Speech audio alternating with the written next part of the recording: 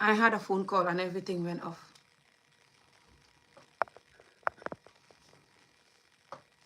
It's not really bright here, but as long as you can see or hear me. I had a phone call and then everything went off. So I hope that nobody's gonna call me now. I try to put the thing on do not disturb because I'm using my phone. But guys, this video is for me to talk about the AA peoples that are being unalive in Gambia, and just even Gambians, and just Africa in general, but all over the world as well. People that are being unalive unnecessarily, especially young people or women, people that are vulnerable, but everyone, man, woman, older, young. Why is that people who are miserable and hate life and cannot be happy with life think that it have to take them unaliving people to go to prison or to have more pain in life, which is the guilt that they're having and fear of getting caught, because that's the reason why they will not hand over themselves. Why do they think that adding that to their misery is the medicine to their misery? That's what I don't know. And why us Africans, the programming that is the reason why we are the way we are, why we're not going to break through that by agreeing with the truth. A lot of us have knowledge now. A lot of us are educated now. And we know our problem, why we are the way we are. A lot of us knows that the root cause of our problem is the serious child beating that we are doing. The essay that is going on and nobody's going to talk. The FGM for girls, torturing women and children, especially children. Torturing them, doing them like a slave. Cross Africa. Especially villages, but even in the town. Neglecting children. So those children will grow up, don't know their worth, don't know their value, have trauma. The only thing also they will know is to neglect others and themselves. We all as Africans know that this is the reason why we cannot have good presidents, good doctors, good ministers, good government.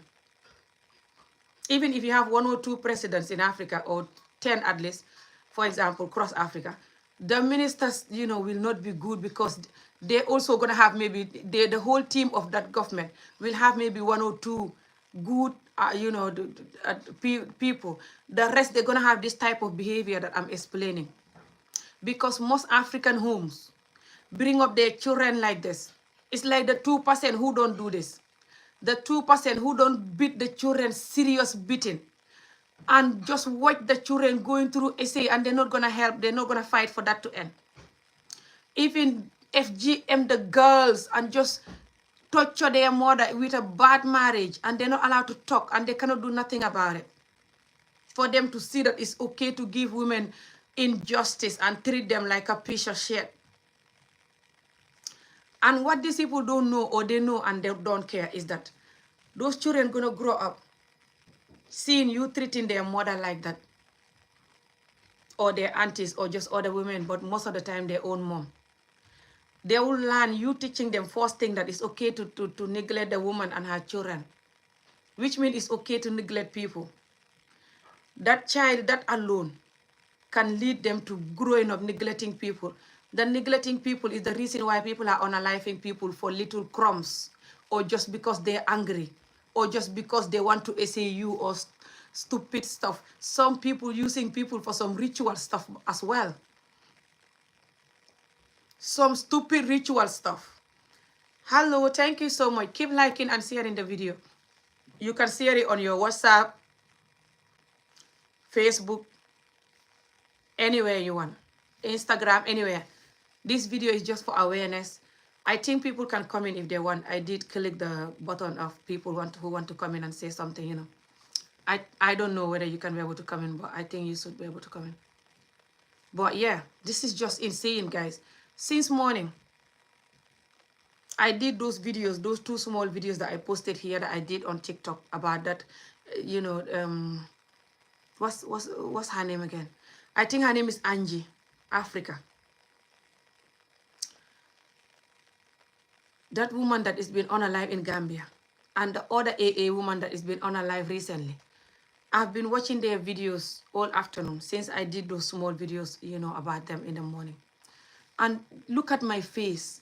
I cannot stop crying, looking at her talking so happy in her videos, just like one of us that doing video. That can happen to anyone, but also that is just sad, video or not. Someone who is so positive. We all know that a lot of us been through a lot, but someone who tries so hard to be so positive. Thank you so much. I appreciate it. Keep typing, keep sending hearts and love and liking the video and sharing the video also. It's going to help for other people, to make awareness. I'm going to explain some details for people that want to go back home for good, or people that just want to go. Also, let me know, comment below if you want me to do another video about, even I can record myself maybe so I'm more focused. Talk about if you want to go, and especially if you've never been there or you're not from there, what to expect and what to put attention to. What to be careful of. Let me know if you want that. I just came back from Gambia not long. I was there for 1 month. But also because I'm from there and have families there and I communicate with them, I know most of the things that is happening compared to people that might just go. Even if you go there 100 times, you will not know everything. If you're not from Africa, you can go to Africa 1 million times on holiday and visit, and you will never know Africa. You don't know Africa. Africa, especially Gambia, they can be very extremely fake with their horrible behavior. Especially if you are somebody from abroad, especially if you're single and even if you're married. They can be wanting you for something, some benefit, something or some connection, and they can fake their niceness.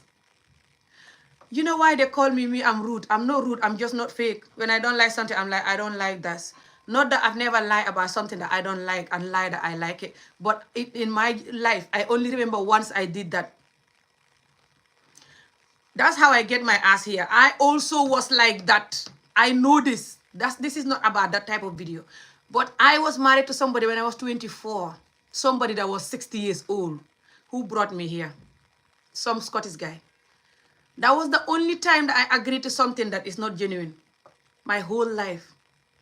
Apart from my underage arranged marriages, I have to say yes because I was scared to say no. Which I talk about in my videos. But as an adult, I cannot friend with somebody that I don't want. I cannot do stuff that I don't want. I cannot even go to program that I don't want or don't have the money to, and have to do everything to have the money just so I can go, just so people don't bully me or judge me that I don't have money like some people do, or do everything I can to buy something. And so when I go there, like, Amy's here, look at Amy. I don't care. I go with what I have. I don't go if I don't want to go or I don't have the money to go. Thank you so much. Just keep tapping and sharing the video. And somebody else might watch it, after and benefit. And somebody else might come and see it.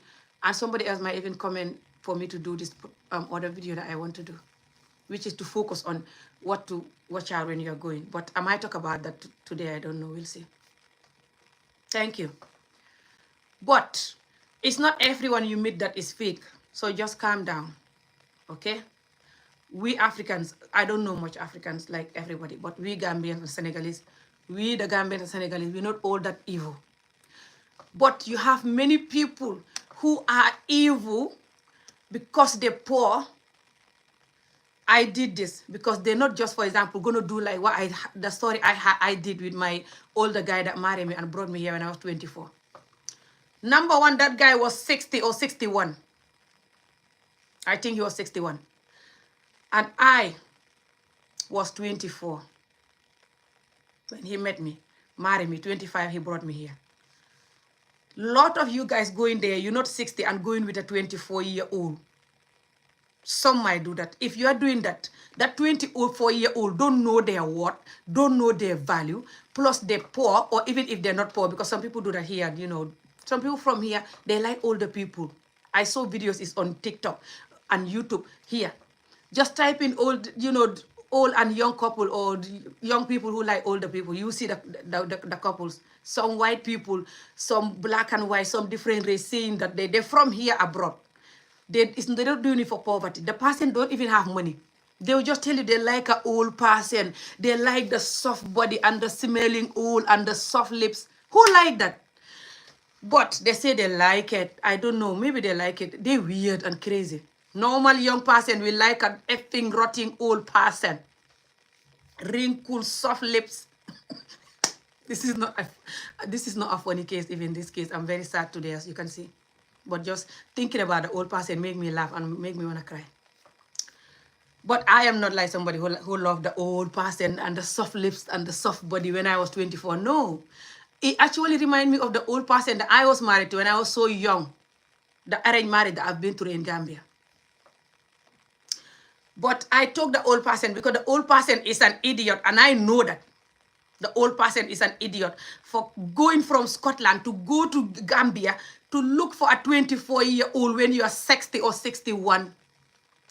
And I was an idiot who don't know my worth, don't know my value, which is Africa train you like that, for you to look at yourself like a piece of shit. That's why I talk about that all the time, for that to stop. Africa treat you like a piece of shit. How will you know your worth? They don't give you school education. They beat you. They essay you, or underage marry you, or FGM you as a girl. Keep tapping and sharing. Thank you very much. I'll read your comments after. Just keep tapping and sharing. You see? This one says she's been through a sexual abuse, essay. It happens a lot. I know it happens all over the world. But Africa is rampant, especially Gambia and Senegal. You know why it's rampant? They will not talk about it. They don't want somebody else to talk about it, especially in a video. They hate that so much. They said me, I'm crazy for talking about my story to motivate people and to make awareness. They said me, I'm crazy. They always use it to insult me. They're talking things like, your vagina is expired because you had sex at a young age. You're mad because you had sex at a young age. Kek. You're effing this. As if themselves, they're pedos. As if that's not a crime. As if that's my fault that I did that when I was married. I was arranged married before I was 10 years old. And they're still bullying me for that. That's how mad our society is. And they'll tell you when they're bullying you, they'll tell you when they're bullying you that we've been through worse. I've been through worse. And I will not talk about my own. But you are mad for talking about your own. They will say that to me when they're making me video. How is that I'm mad that I'm talking about my own? I'm talking for other children that is repeating this pain.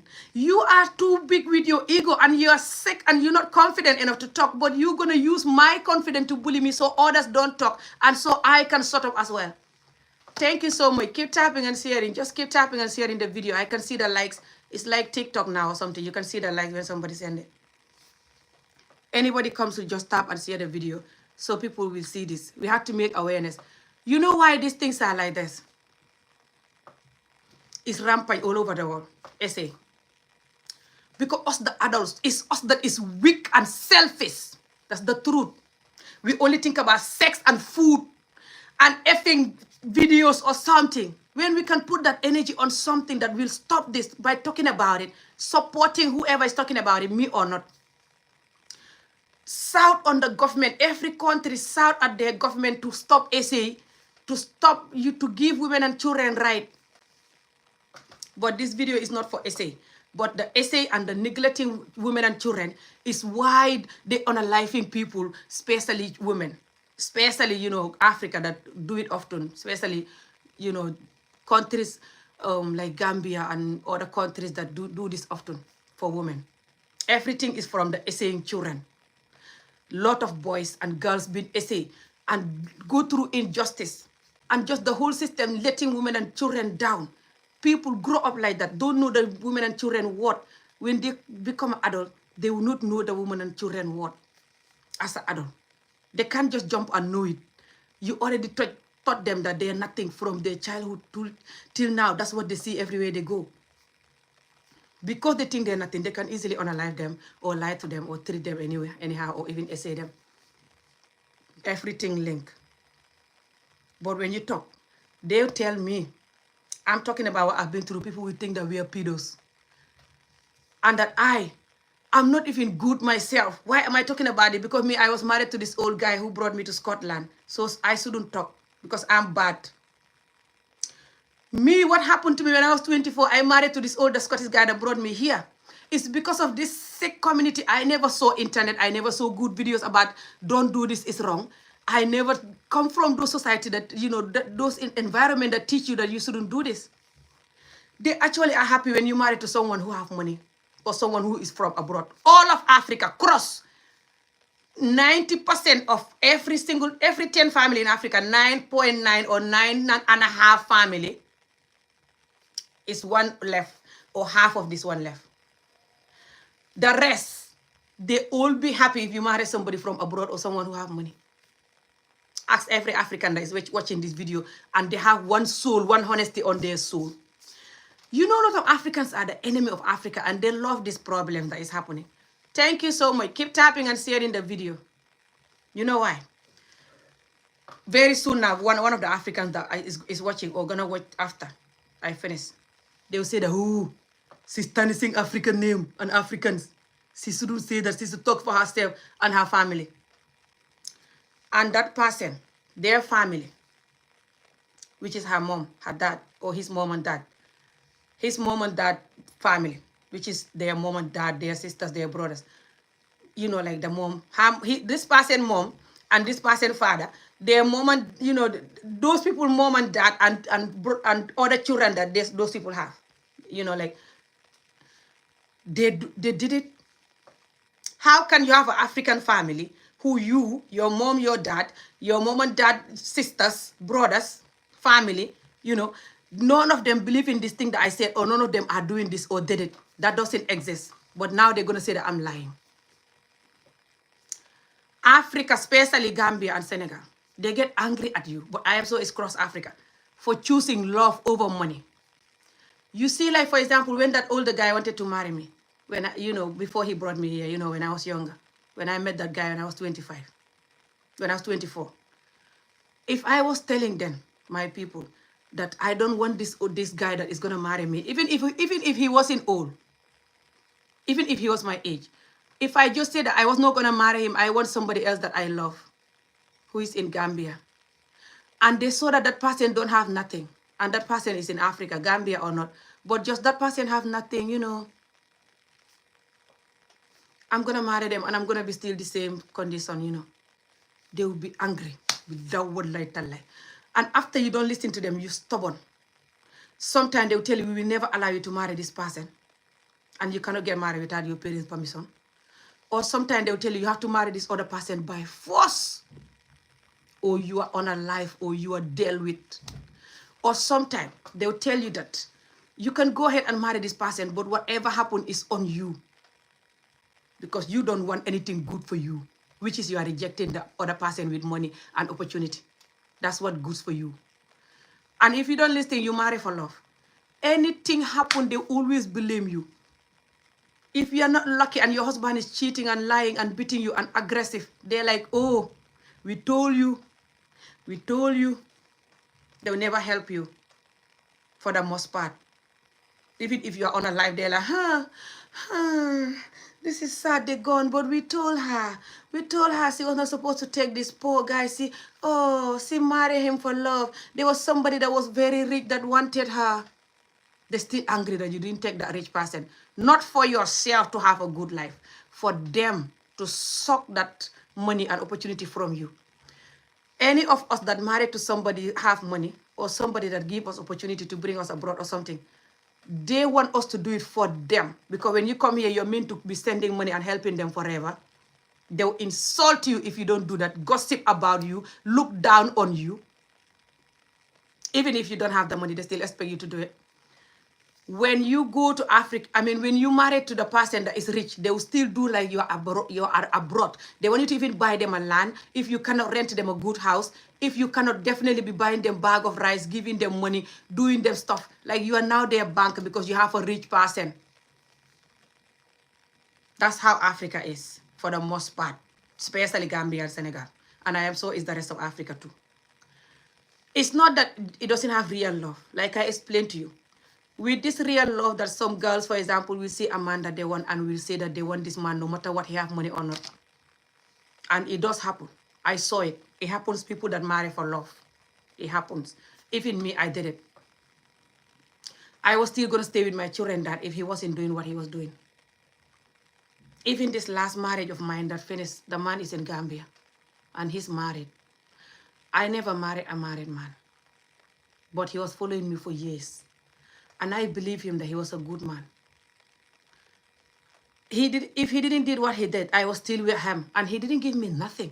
Absolutely nothing. I bought my own ticket to go to Gambia for us to get married. And my children that too. He never gave me nothing. And my friends and family, they know what I'm talking about. They know when I was with him. They know him even. They watch me. They know if I'm lying. But the problem is with me and other people and just other people, we're all different. Us Africans, we're all different mindset, different. Some just want to travel or want to have a better life, but they're not evil. And some are very evil inside of that, want to travel and want to have a better life. They're so evil inside of that. What I mean is that my English are not very good, but just bear with me. You know what I mean. And hopefully they get better now that I'm back to college. I go to college like Tuesday and Thursday to do better English now, you know. Tomorrow I'm going even. What I mean by the different poor and want a better life people is that it could be a man or a woman, doesn't matter what age and what African land or just all over the world people, you know. Thank you so much. Keep tapping and sharing. We are traumatized. Yes, we are traumatic society. Yes, a lot of us are because of the beating and the neglecting women and children. And the men grow up neglecting themselves by neglecting women and children and by continuing to cheat, to do horrible stuff to themselves and their society. Smoking, cheating, some even right now getting drunk and drugs as well. And the fact that they sleep with everyone, even if they're married, they get STD and other disease and they ruin their marriages because they're not honest. So they don't see that they're traumatizing themselves and suffering themselves now from the trauma that they've been neglected. But they don't see that, or they see it and they just pretend like they don't know. Like they think like if they behave now and don't cheat and tell the truth and behave, they're doing it for the wife. That's another story. Back to what I was saying. What I mean by the two different poor people that is marrying you or being with you for opportunity as a friendship or married, even if they're your friend, they can try to take your money. I'm telling you this, but not all. Don't be afraid. Calm down. But it's many. Why? Because Africa, until they stop beating children, the serious, severe beating they do, if you see the videos and pictures of children, how people beat them. When I was in Gambia not long ago, I came back just the 1st of December. There was a child that was living right opposite my compound. Sorry, was going to Dara there. Dara is a place where people go and learn Quran. This Dara place right opposite me. Lot of children goes there and learns. Some teenagers, some young people, some teenagers that are 18 or even over. Some 15, 14, some 10, some younger than 10. To learn Quran. One of them, who is a disabled child, was punished until he was unalive for not being able to read the Quran properly, the way they expect him to read it. They asked him to do monkey dance. This monkey dance, a lot of Gambians know it, and other Africans. It's like a deep squat. You have to hold your ears like this. You squat deep and then come back again. Squat deep. That's very painful, especially if you're not used to it, especially the person that have disability.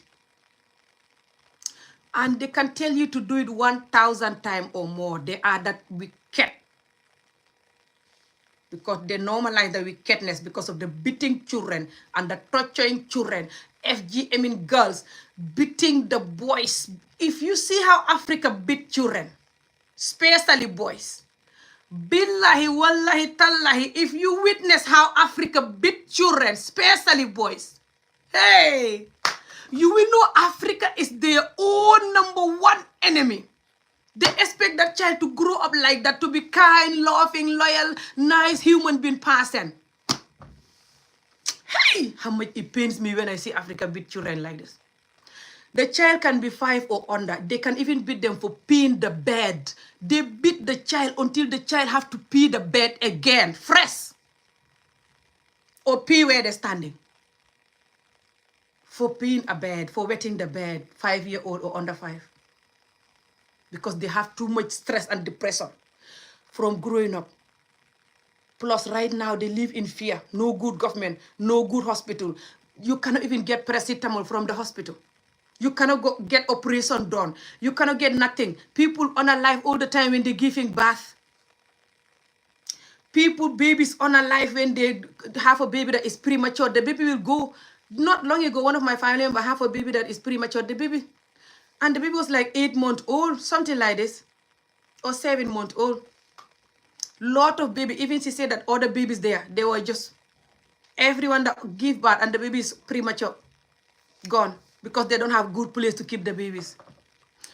They even will do Senegal, Gambia, so many cases coming out when the people, they give them operation to take out the baby. And they forget the scissors inside the stomach, or forget it's called handale, the womb, where the baby is sleeping, that womb. They take out the baby and forget the womb and sew the stomach again, or forget the scissors inside the stomach and sew it again. And the person gonna be, their stomach is like, English, Newy, and they, all the time, cases coming out. Gambia, Senegal, cross Africa. I am so not just Gambia and Senegal. The sad part is that right now some Gambian might be watching me and Senegalese. And they'll be very angry. Trauma is not good. Ego is not good. Dishonesty is not good. Cowardliness is not good. Hate yourself. Being programmed to not tell the truth and to worship your enemies, who are these people who program you like this. It's not good. No matter how old these people are, they still behave like a 5-year-old. They always like, you're making our country a bad name. People gonna hear you. You only talk about bad stuff. What about the good stuff? Oh, you're so negative. By the way, the stuff that these people talk about, I'll never talk about. The negative stuff they talk about. Me, no matter how much I talk, I'll tell you, they are still the 2% of us that are awake, and they're not doing like the rest. These people will say that all of us are like this, and they will swear by it. And they still have the gut to say, me, I'm negative because I'm an activist who fight for human rights and justice. Some say that I'm insulting the elders when I talk like the way I talk, and that I'm rude. But okay, let the elders talk then. Back to the 2 people that I was telling you that, that are going to marry you because they don't have nothing. Or they want opportunity. You have one of them that is evil. It could be a man or a woman. They can even be your friend. They don't have to marry you. They can be just close to you. Even your own family, you're not safe. One of the lady, I braid her hair. She's from Africa, but she's not from my country. She's from Uganda. And the other lady, I braid her hair, who is from also Uganda or Kenya, I can't remember. But this particular Uganda one, it's 2 of them that have, that have this story. Listen to this. One of them, her sister, who built a nice house and come from America, going to Africa. Her brother, who looked after the house, built the house for her. Made a big hall on the back garden. He created just before she come.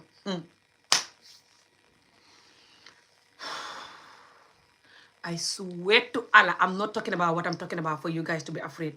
I hated that I have to tell you guys certain things to protect yourself. I wish there's another way of making you protect yourself.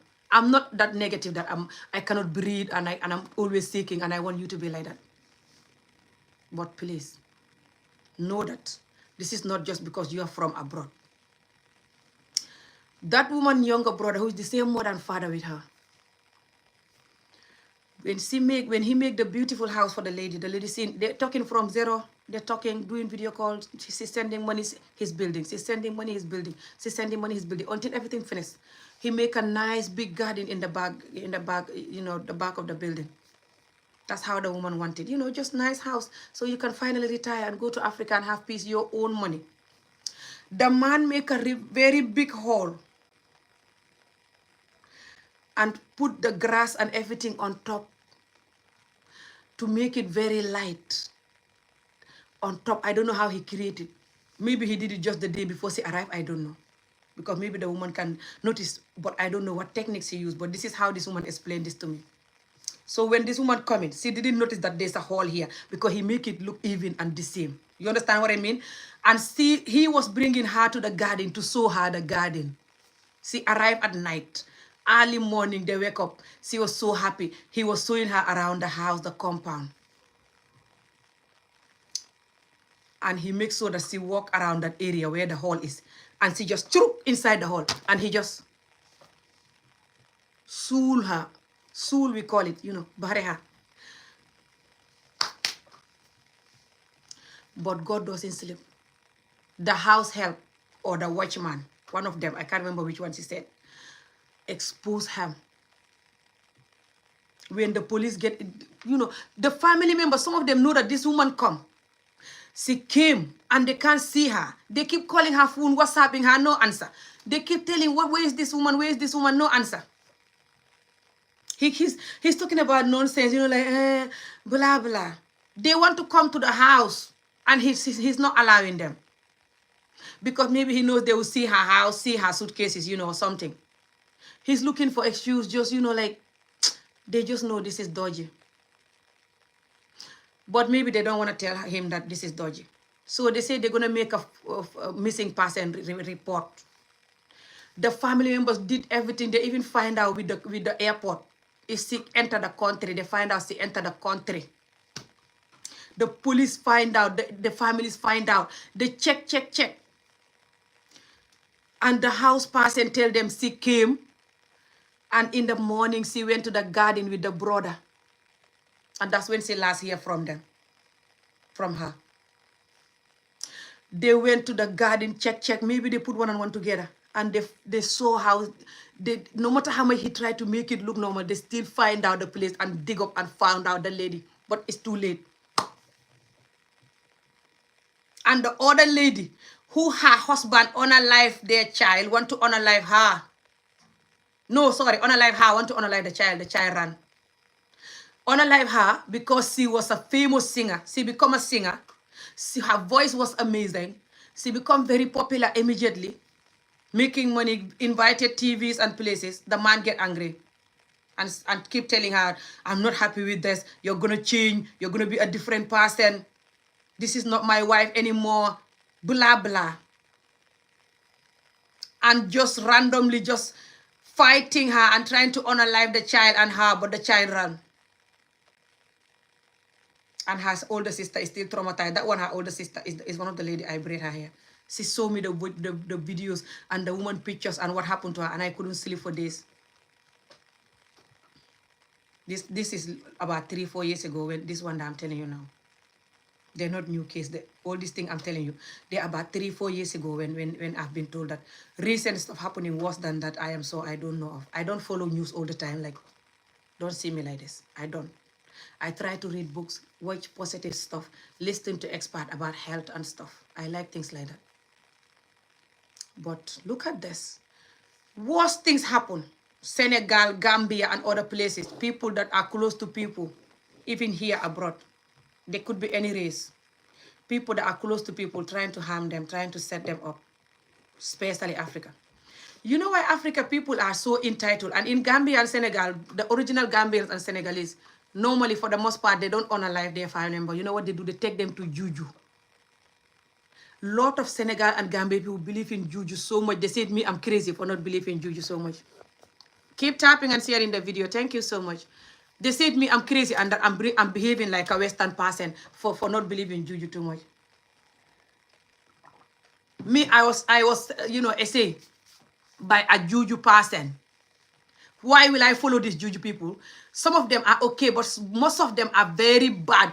When I say okay, I mean they're not going to essay you. But it's not whatever they make for you is going to happen because there's some God.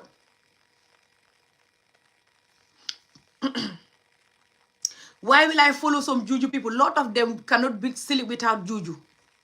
They even send them some medicine from Africa to this UK or anywhere there, and they're using some Juju stuff here in abroad here from Africa. Every single day they have to call these Juju people to tell them what to do or what's gonna happen or something like this, which most of it is lie. They just guess. They're human, they guess, and they master how to manipulate people. They know how to guess your life or just blah blah, and then whatever happened, you're like, oh, they told me this, but they know that was gonna happen or it could happen. Keep tapping and sharing. Thank you so much.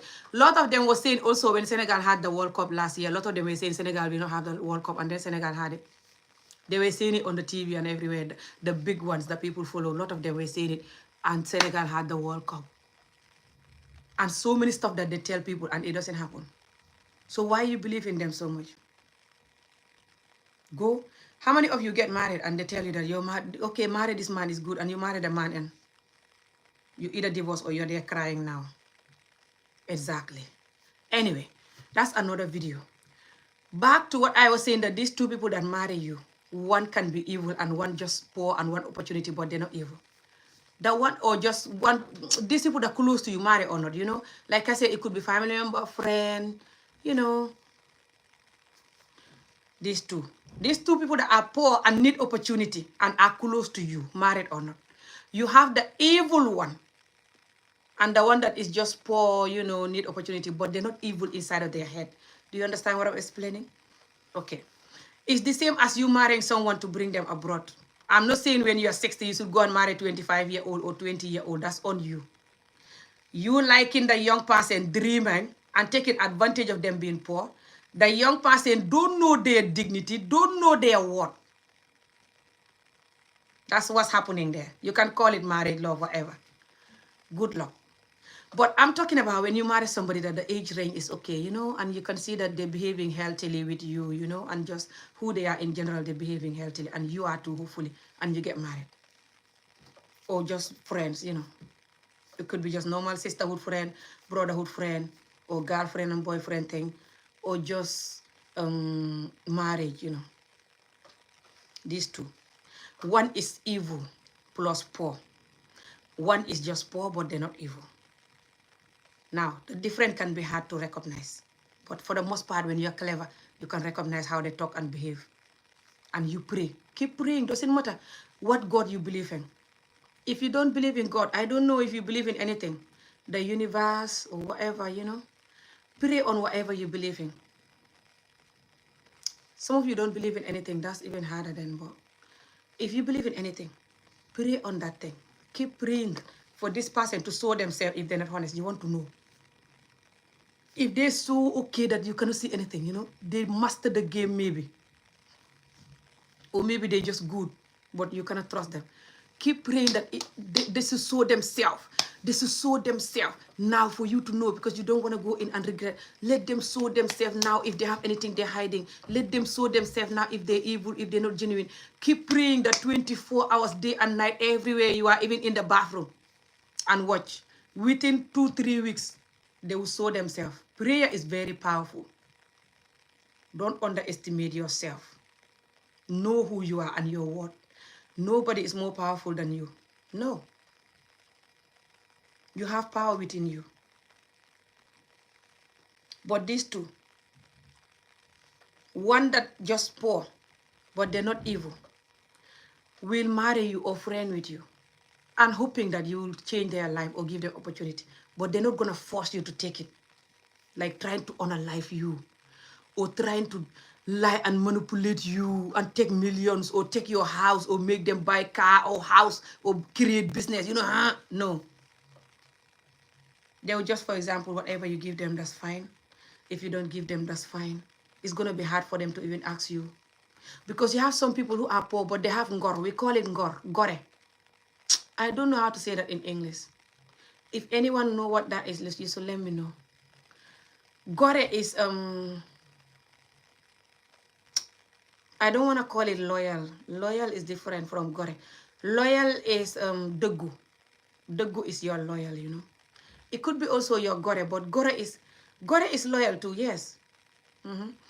Gore is when someone is just gore, you know, like they cannot do certain things, you know. They cannot betray you. Yes, that's gore. Gore is someone that cannot betray you. When they agree with you on something, even if they're dying, they can never betray you. That's the, and then we will say that kifa ham ngor, this person ham ngor, this person have ngor, this person is gore. That's what it's called. It's like loyalty. You are right. Thank you so much. Keep tapping and sharing the video. And send like to the video. Somebody else might see the video.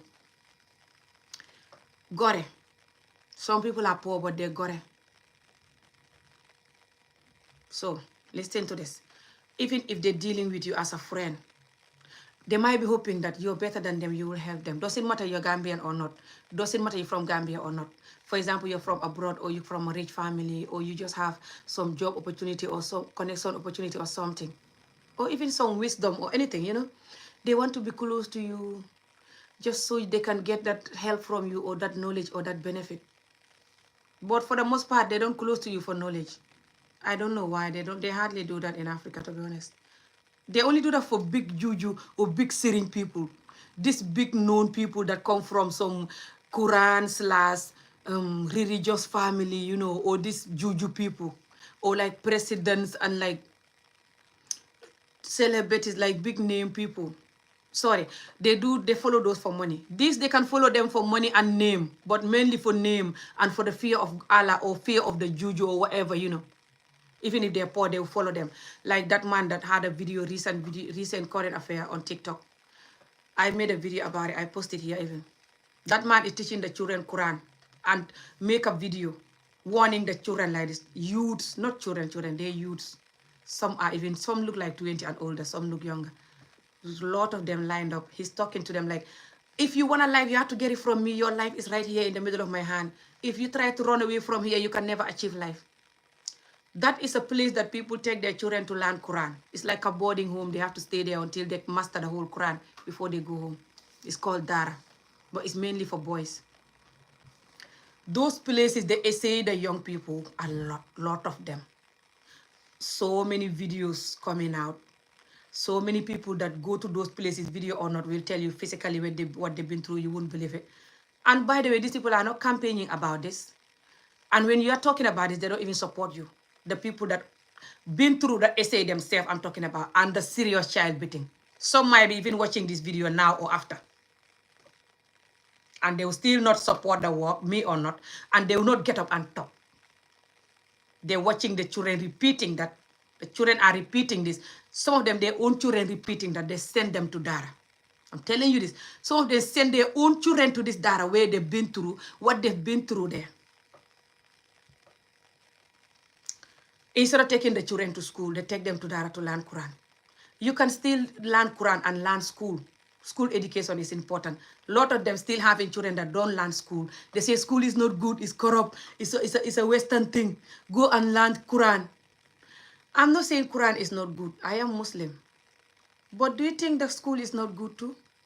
So why are you here if you're abroad? And a lot of them are abroad here, especially Italy, Germany, here, everywhere. Gambia and Senegal men sending their boys to Dara where they're going to get essay and beaten to honor life or just torture like that man. So that man, I cannot show you his picture now because I'm doing, you know, YouTube video. It's different from TikTok. I don't know whether you can show stuff here. I'm not sure because I don't know here very much. I don't want to try something that I'm going to ruin the live video. So let me just leave it. It's different from TikTok where you can just put the person picture or something that you're talking about, you know. What was I saying? That man,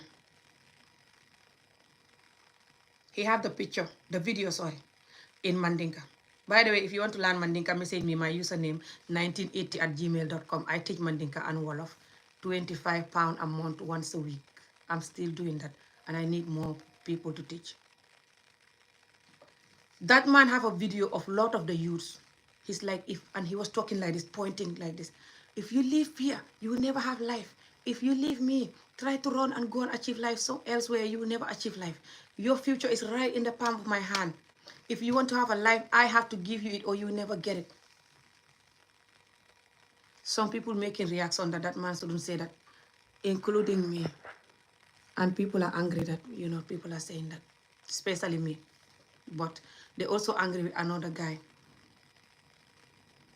who's called Jaman Damfa, and they bully him, bully his parents in Africa, calling them, bullying them, until they tell him to stop TikTok. And our community, we still listen to our parents like a 5-year-old. I'm not saying we shouldn't listen to our parents, but depend what you want and what they're asking you to listen to. If you are doing YouTube or TikTok or videos, and you're talking about issues that concern youths, and you can see their future, and you're saying that this man shouldn't keep these children like a slave because he was keeping them like a slave, and you're saying this is why Africa will never develop, we still have this type of thing. Look at this youth standing here and this man telling them this, and they're telling you shouldn't say that or bullying you for that. Do you think you should close your videos for that? Anyone that want to talk to help us and you are a coward, you cannot help us. Anyone that want to talk to help us and you're like, if I say this they will be angry, you cannot help us, because people here don't have confidence. They have a lot they want to say and they can never say it because they still operate like a 5-year-old. They still have that fear of that little child that people used to beat half dead when they say anything or when they don't agree with anything. They still have that fear shaking inside. They're still 5-year-old. And because the community is used to bad stuff and the community is still not ready to heal, if you're expecting this community to agree with the good thing you are doing, you're finished. It's only the 2% that will agree. Focus on that and keep going. Talk, or when you see somebody else that is talking, me or not, support the talk, support the work. Talk about it, things with your families on WhatsApp. Talk about things for these things to stop. Don't be afraid to talk about them, which is serious child beating, SA, FGM for girls, underage arranged marriages, lack of education for the children. These 4. Let's all focus on this. And bad marriages. Bad marriages. People that get married for opportunity, get married and they have anger issue, violent issue, cheating issue, lying issue. Just cannot be a partner, man or woman, and then they want to get married. Why are they getting married? We should talk about that too. And domestic violence. Violent towards children, women, men, anybody, just violent. These 5 or 6. We should talk about these things all the time as Africans for it to stop. And we should make sure if we are doing that, we make sure that stop too. If we really love Africa and want peace. If not, the karma will haunt us because we are adults now. We see left and right. We know right and wrong. Especially us that run away and come abroad here because we want human rights and justice and peace and better life. That means we know that what's happening there is not good.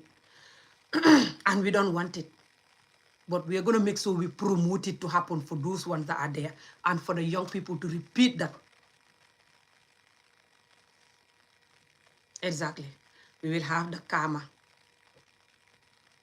for not talking, not allowing somebody else to talk, not support whoever is talking or doing the work. You know what you're doing here. When you're crossing the road, you see the car, do you not stand and stop?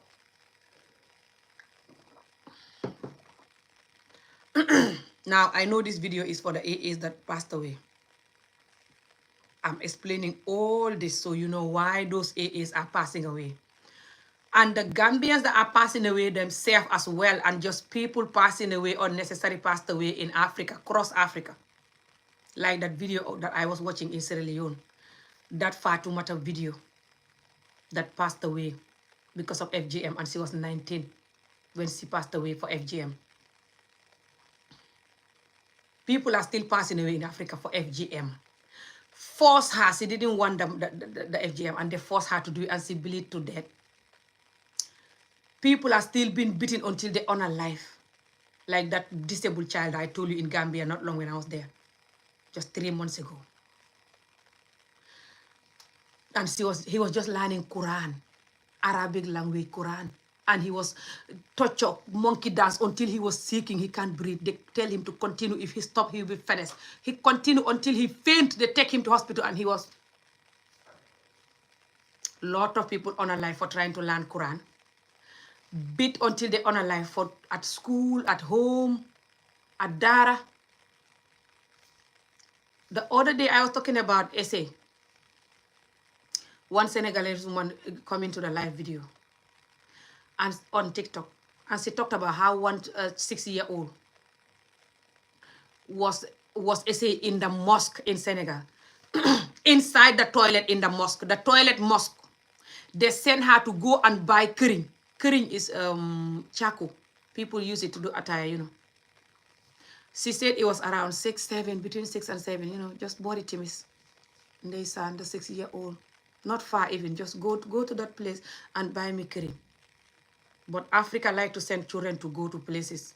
I'm saying not far, but sometimes it's far. You know, like you have to walk at least 10, 15 minutes. Sometimes 10 minutes walk or 5 minutes walk. They're sending 5, 6-year-olds, 6, 7, 8-year-olds to those places. They're lazy to go. For example, they know they want attire. When they go into the market to buy stuff. I was saying this to my family when I was in Gambia. Every day they have to go to the market for the most part to buy stuff to cook. Why can't they buy the attire curry, buy the attire on the way, buy everything? Buy the soap, sugar, everything they need. No. They'll come home, do the food. When they eat, they give the child some little money. Go and buy me attire. Those children go buy attire. Sometimes they're unalive. People steal them on the way. They send them attire or send them to go and buy credit for their food, or just sending them to places, sending them. Sending them to the tailor to take some dress or to bring some dress. Sending them. Africa, they like to send the children outside a lot because they're so lazy as F. And they don't know the value of the children. They don't care that it's not safe for the children. They do that too. But anyway, that man that did that, he's the most asshole person ever. The child went away to buy the curry, coming home. The man called the child in the toilet of the mosque. The mosque toilet. He took the child there. He said the child, blood all over the child. He told the child, lie down here, don't go, I'm coming. The child lie down there until somebody went there to use the toilet and found the child there. And the child was out, all the children looking at her and everybody looking at her, blood all over her. They asked her what happened, she explained. And that woman was telling me now the child is little grown and people are still bullying her for that. The other children, they bully her for that when she have a fight with them. They're like, ha ha ha, you was essay in this toilet mosque. Toilet mosque person. Who is the toilet mosque here? Kek. Wanagi Juma. This is how sick Africa is. Because not just what happened to you, especially when you're young, like these serious harmful things happen to you when you're young. They use it to bully you all the time. That means they're protecting the original criminal that did that. But they're bullying the victim. So the victim can have double pain. That's why they love the word. You have to have secret. You have to have sutura. You have to keep stuff to yourself. They have that word. They love it. And they know that word is not helping us. That's why we are the way we are. Just because you are quiet for the wrong thing doesn't mean they're going to go. They will go worse until you address it and fight for it to stop. Thank you so much. Yes, just it's crazy, Bintu. Keep typing and sharing the video, Bintu Kamara, and everybody. But if you want to talk to me about this, you can message me my username at gmail.com. My username 1980@gmail.com. If you want to talk to me about the stuff that you were saying you've been through, the essay and stuff. I don't know how you're handling it, but some people can move on with it, but some people don't really move on. But if you need someone to talk to, someone like you, let me know. Because I've been through underage arranged marriage. It's the same. It's a form of essay. Because the child is still underage and they don't want the husband and they have to with them. So it's still a form of essay still. So I understand the pain. It's similar. But back to these two people that I'm still talking about. The two poor people. One is evil. And one is just poor, but they're not evil. These two poor people, it could be a man, a woman. It could be old person, a young person. It could be someone you're doing business with, someone that you're friend with. It could be your neighbor. It could be anyone all over the world. But mainly we're focusing in Africa. Because Africa people operate certain way that if you don't live there, you're not from there originally, or live there for long. But even sometimes, no matter how long you live there, you will never know them. You never know us properly, no matter how long you live there. It's like me. I'll never know the Scottish people, no matter how long I live here. I'll never know them properly. You know what I mean? I'll just guess maybe or see them eating some fish and chips and I'll think, oh, blah, blah, not knowing maybe that they have other stuff or they have other characters and I don't know them. You know what I mean? Like, you can never know the person if you are not from them originally, you know? Hello. Thank you. Tap to say do video. Be sorry that I'm speaking English. It's very hard to know Africans when you're not from there. That's the truth. But if you stay long and you mix with people and you have genuine friends who tell you about them, tell you the truth about the reality. Try to have different genuine friends because one might be lying to you. Especially if they have ego. A lot of Africans have egos. They're not like me. They'll never tell you what they've been through. They'll never tell you the reality about Africa. Sometimes when they're telling you the story, they twist it. They'll even tell you they don't want African name to, you're going to look at Africa down or you're going to think Africans are bad. A lot of them get angry with me over the years. I even got death threats for talking the way I do. They even threaten me for unaliving me. Especially for the FGM that I'm fighting to stop. We have an imam in Gambia who is saying that if you don't FGM your daughter when you are no more alive, nobody should come to your funeral. When you die, nobody should come to your funeral, but when you're selling something, nobody should buy. When you have a party, nobody should come. Just because you don't FGM your daughter. And he used the word isolate, that people should isolate you. And he said that so doctor tell him that when people don't FGM, when they give him birth, they cry because their V never have pain. And that they're going to have smelly V. And that their clitoris might be so long that when they wear something, it's touching it. How rare is that? And if that is happening, the person can have operation, they're already old enough. How old is the person have to be for the thing to be so long that is touching their clothes? And how rare is that? All these excuses this man is using for people to say FGM the little girls in Gambia right now, even though it's banned by the government. He still make fresh new videos talking about this. Just recently, before I went to Gambia, a few months ago, his videos were out fighting about this. They're on YouTube here, just he's talking in Mandinka. His name is Imam Fati. You can type in Imam Fati talking about FGM and you will see him if you speak Mandinka. You see, I was forced to marry a person 3 times my age. You see? Is that in Gambia? Yeah. Bintu.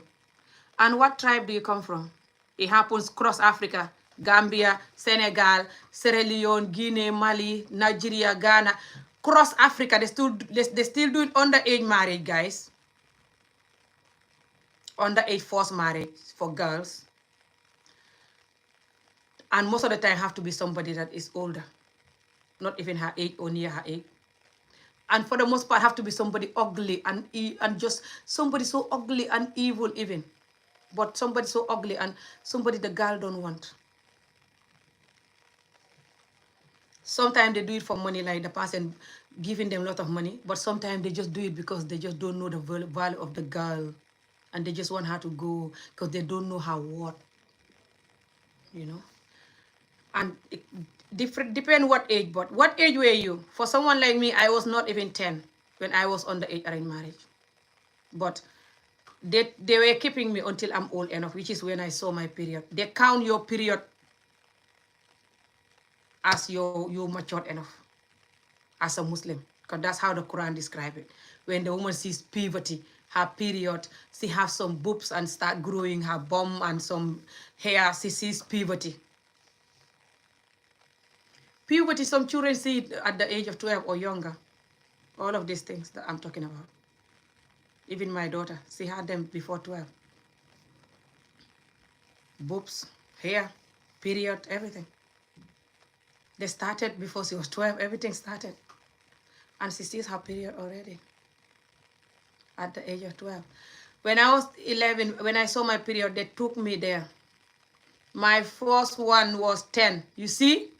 For some of you that say that I'm lying, that I was not married young, even though my mom confirmed it in the video that is on here on YouTube. You see this person, she was 10 when she was arranged married. Is that from Gambia? And were you giving to the person at 10? I'm so sorry that happened to you. That's fine. Still, just be careful. I mean, just be happy that you didn't from it. Lot of children all over the world, places that do this, especially Africa, Asia, these countries that are doing this. The children from Gambia, you see. What tribe are you, if you don't mind? Camera. I don't know what tribe are you. I'm from the Wolof tribe, but the village Wolof tribe, but even Mandinkas and other tribe do it too. Not just Wolof, the Sarahules, Mandinkas, Fulas. Other people do it, they just don't talk about it. They said when you talk about it, you're giving the country bad name, as if the country, they're pedos, they like young people. Every country in the world like young people. And if you are sick that you can give your young people to marry young people, older people, then the pedophile will marry their victim. What's better than that? To marry your victim better than just going to prison. My mom is Fula, you see. The Fula people do it too. That's why when they're bullying my story, using it to bully me, I will never stop talking about it. Do you see this woman that is in the comment that been through exactly like me? 3 times. So you were married to somebody you don't want 3 times. I told these people that this happened to me a couple of times and they think I'm lying. The first one was arranged marriage before I even know. The second one and the third one, I know about it, but I didn't want, but I was scared to say no because of what happened to me. And my mom used to beat me when I was a child for little things. So I was afraid to say no. Back to the 2 people, like I said, that, you know, that might have relationship with you or friendship or anything like this, and even they can be your family, but they don't have nothing, but one is evil and one is just loyal and kind. So pay attention to how they talk and who they are. Can I say something to you? For you to know if the person is really evil, watch how they treat other people that they cannot benefit nothing from, like children, women, old people, vulnerable people, you know. Watch how they're gossiping behind people, the bad stuff they will say. Watch how they're happy when someone is suffering. Just watch how evil they are, you know. Watch how they interact. Play dumb. Just play dumb, you know, and watch. If you see that they're excited, something evil is happening, don't stop them. Don't interact them. Distract them. Just watch. Even if you're not happy with it, just play along so you know if that they're really evil, you know. Don't stop them. Don't be like, oh, that's not nice. No. Just watch them, you know. Just watch them. You will know, you know. But also check how they talk. Check what they're interested about. But for the most part, even if you go back to Africa for good, and they don't want Africa, I'm going to say this before I go. A lot of us Africans hate Africa. That's the truth. We never want to remain there without traveling. 9% of Africans, especially from Gambia and Senegal, especially when they're like young. When I say young, even my age, I'm 43 now. They still don't think they're young enough to stay there. I mean, old enough. They still want to travel 50. Some of them. At the age of 50, they still want to travel. They're still coming on the Backway, dying or marrying somebody they don't want to travel or to have a better life at the age of 50 and even above. But especially when they're under 50. Ooh. 9 out of 10, when they're marrying you, even if you tell them you come back to Africa for good, they see your house, they see your business, they're still gonna say yes to you now in hope of, especially if they're a man, listen to this before I go, in the hope of when they stay with you for long and and especially they make you have a child. Watch how they're gonna try to make you have a child. Even if they have a child, they might lie that they have no child. If they're married and children, they might lie that they're not married and they have no children. And they can live with you in Gambia or Senegal or any of these countries with their wife and children being in another place and you will not know. They can even lie to their wife and children that they travel in another country and they're with you, they're lying. For example, they can have their wife and children in the village or in another place, and you're in Serakunda or another place, you know, and they tell them that I'm in Senegal or Guinea-Bissau or something, I'm walking, and they're lying. They're in the country. Or sometimes they tell the wife that I'm with you here. I'm with her here because she's gonna help me, our life gonna be better, blah blah. So she can bear the pain now until later she'll be happy. They say that a lot, muñal léegi. Bear the pain now until later. This hair driving me crazy because of this ends that is pointing. You know what I mean? Not all of them, but a lot of them will do this. They will have a wife and lie that they don't. They will divorce with children and tell you they never ever married.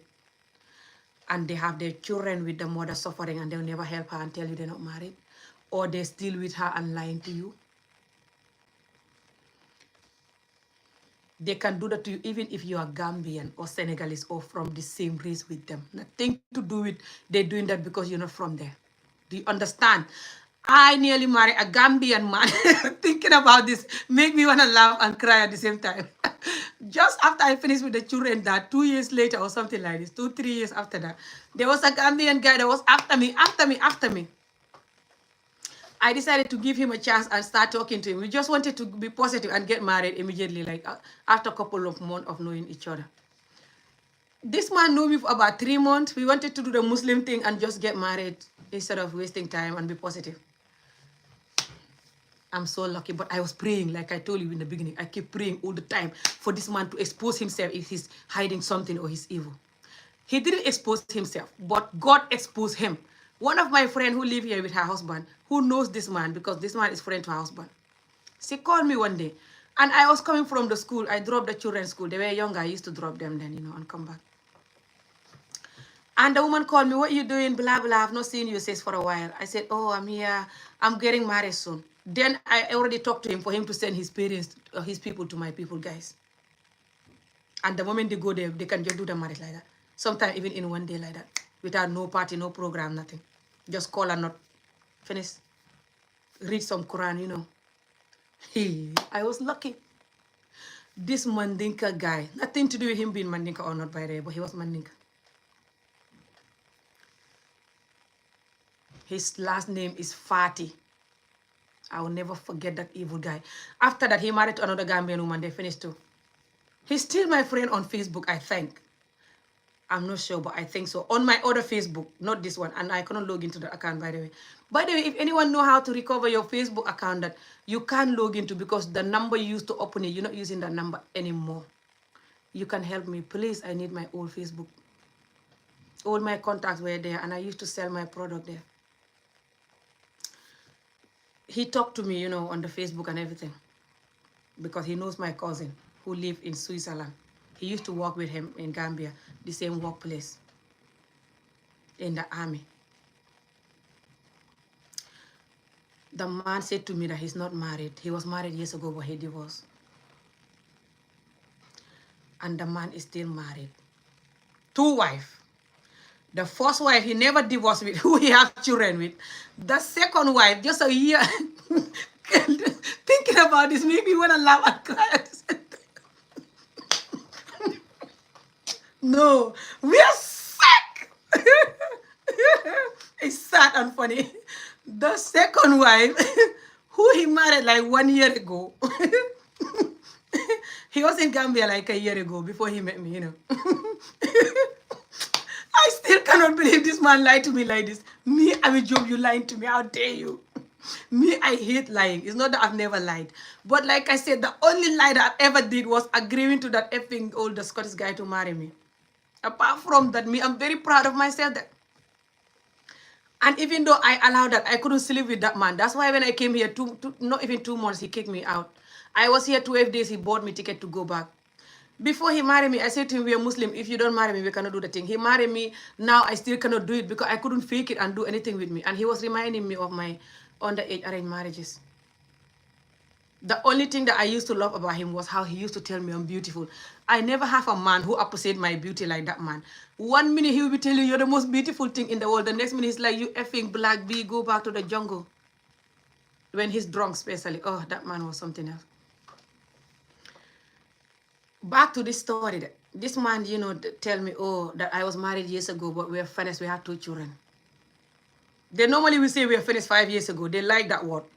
because another Gambian guy who also is married live here in Edinburgh with his wife and was lying that he's not married, he's divorced. And I remember he said to me 5 years just because he wanted my friend's number. That's how our men, a lot of our men can lie. But I know some men can lie and women, all over the world, just, especially if they want somebody else. But I think African men, the way they lie when they want somebody else, nobody is like that with, the way they are. Plenty of them are like that compared to the other men, the number that is doing that. Oh my God, I'm coming to read your comment, darling. Let me say this and I'm going to end the video. I don't want the video too long even. What was I saying? This man told me that he's not married, and just a year ago he married a new wife plus the other wife that he never divorced, and he have a new compound that he built house there, and he brought them there. They're happy there, cooking and eating, dancing, eating ebe and super kanja. He said he was gonna tell me after he married me because he know I was not gonna agree. That's how much they don't respect you. Don't you think you should make a choice to decide and if you're gonna agree to marry them with those wife or not? Now that they already take you, you have no choice. You just found yourself in that situation. And if you divorce, they're gonna say that you don't want to get married. You divorce 100 times, Amy Joe. I don't care. They tell me I'm divorced 100 times. I know how they are. Who can stay with them like this? It's just the 2% that you can stay with if you're lucky to find one. The rest, run for your life. African men or not, it's hard to be a good man, but especially African men that are in Africa or just from Africa. They used to neglecting women, seeing their fathers do it and their grandmothers. That's the truth. Our olden days people, they're the one that caused us all this pain. The way they beat children and women, don't give them rights, do whatever they want, marry anybody they want. You don't want me to say that, but that's the truth. A lot of you from Africa will be angry when I say this, especially the men. Especially the men that are like this. They don't like you when I'm talking because I'm talking for them. This is who they are. Keep tapping and sharing. You know men who lie, cheat, treat women bad. They hate it when I'm talking. For you to know that it's plenty, just watch how many of them hate me in my society. Watch how many Gambia and Senegal men that hate me. If you want to know if I'm lying or not. And you know. Then watch why they hate me. They only hate me because of this kind of talk.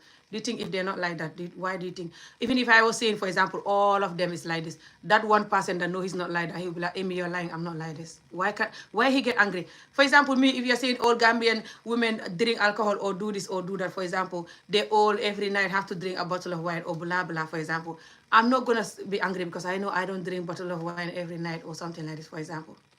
But if you're saying that a lot of Gambians, for example, drink bottle of wine every night, but the 2% don't, I know that I am included in the 2% who don't because I don't. But if I am, I'll be angry. Anyway, back to what I was saying. He lied to me that he have no wife. And my friend called me. And I said to my friend that I'm going to get married soon. And my friend said, oh, who are you going to get married to? Is that a white person? Because you are saying that you don't want to be second wife. And it's not easy to find a man that is not married from Gambia. I said, no, this man is not married. He was married but divorced. She said, where did he live? I said, here in this Edinburgh. Really? Who is he? Because then, long time ago, many people know each other here, you know. I was like, oh, this thing I'm telling you is it's nearly 10 years ago now. Definitely. 8 years or 9 years. She said to me, who is he? I told the man name. Oh, I think I know that man. She described the man height. I said yes. We even talk about what type of job he does, something like this. She said, oh, that's my friend, my husband's friend. He have 2 wives. You said you're not gonna marry a married man. Now you're gonna be wife number 3. I'm like, what? Guys, I was crossing the road with my phone talking to her with the red light on, and I'm just talking like, what crossing? And all the cars were like, peep, and I'm like, whoa, oh my God. Because I didn't even notice that it was red light. I was that so, like, how close I was to be a third wife. Me being a third wife, and not even my choice though. You blackmail me to marry me. How dare you? Me, Ami, I can never trust you. I'm divorcing you immediately. Anyone that is gonna marry me and they're lying, I'll never forgive them, because any day I find out they're lying, I can never ever trust them, and I have to divorce them. Because what's the point me staying with them and I can never trust them again? Anyway, that man lied to me like that, and my prayer saved me. Look at how close I was for him to get married. He was about to send his family within few days, guys, to my people. And the moment they go, they could do the marriage in the same day. They don't need to go and come back. Because I was going to talk to my mom, to talk to my uncles and everything before they go. So when they go, they're already there, and just talk to the little mosque imam that is our area. It's in our area. They just do it. That's how much they lie. And I have a lot of Gambians that I know, and even Senegalese, because I've been doing videos for 7 years.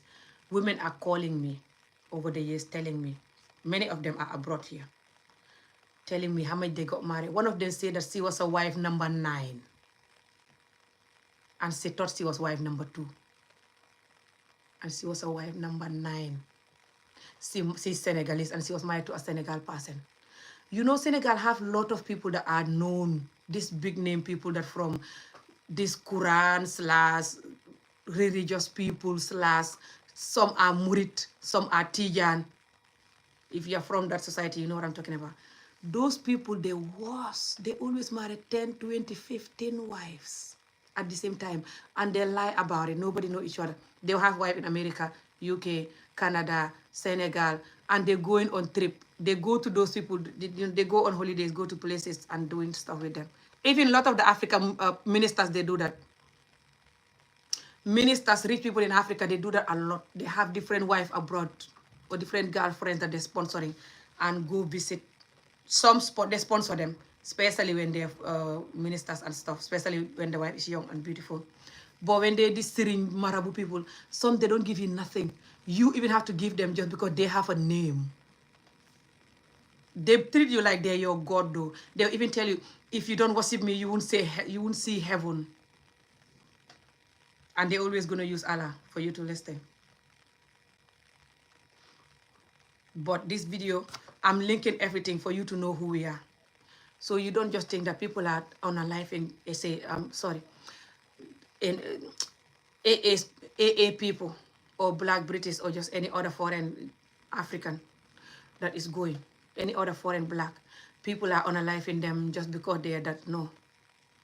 They do that to us too. It's a culture. They don't do that to the white people. That's wrong. I know you're saying that they leave the tourist people. I saw some videos, some AA people doing videos. The tourist people go in there and they don't do that to them. That's wrong. And that's the truth. They don't do that to them. That's wrong. I'm not saying they should do it to them. They shouldn't do it to no one. They shouldn't do it to no one. But they treat the white people like God. That's true. Me, the older Scottish guy that married me and brought me here, I never treat him like a God. I used to argue with him. He knows me. When he's drunk, he's so evil when he's drunk. And he used to work 4 days and off 4 days. These 4 days he's off, he's drunk and abusing me, calling me name. Go back to the jungle where you belong. I'm like, F yourself, you old idiot. You don't want to sleep with me, yeah? I'm like, you just marry me for me to sleep with you. F yourself. And we're arguing. He doesn't want me to cook. He doesn't want me to clean. I'm like, F yourself, you old bitch. But some of these people, they treat white people like God when the white people come to Africa. That's wrong. Me, I never treat the white people like God. I treat them like everyone else. They're just like everyone else. If they're nice, you're nice. They're not nice, you tell them to F off. Even here in Scotland, that's how I do with the white people. They just have different color. They're like us. They're the one that come to Africa and make us know here. They're the one that used to strangle us to come here and walk by force. You know, the olden days, a lot of slavery was going on all over the world, you know. They drag Kunta Kinte to come here by force or he's dead.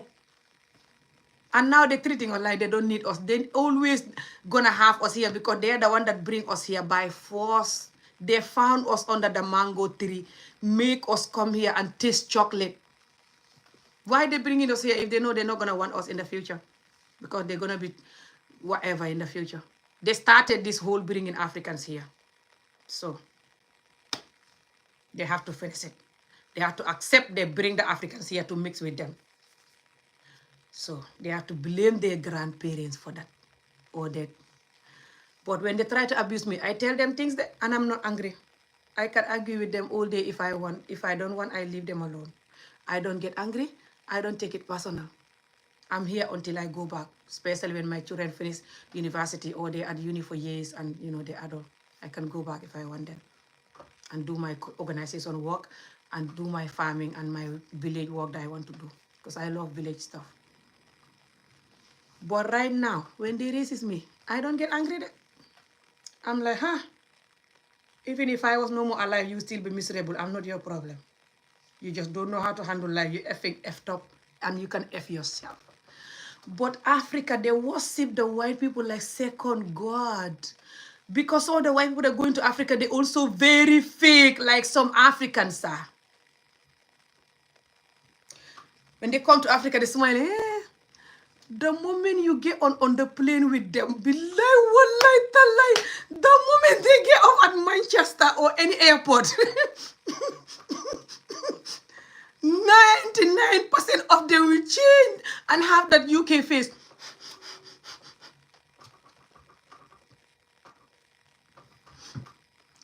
You know how they have that UK face that they like this?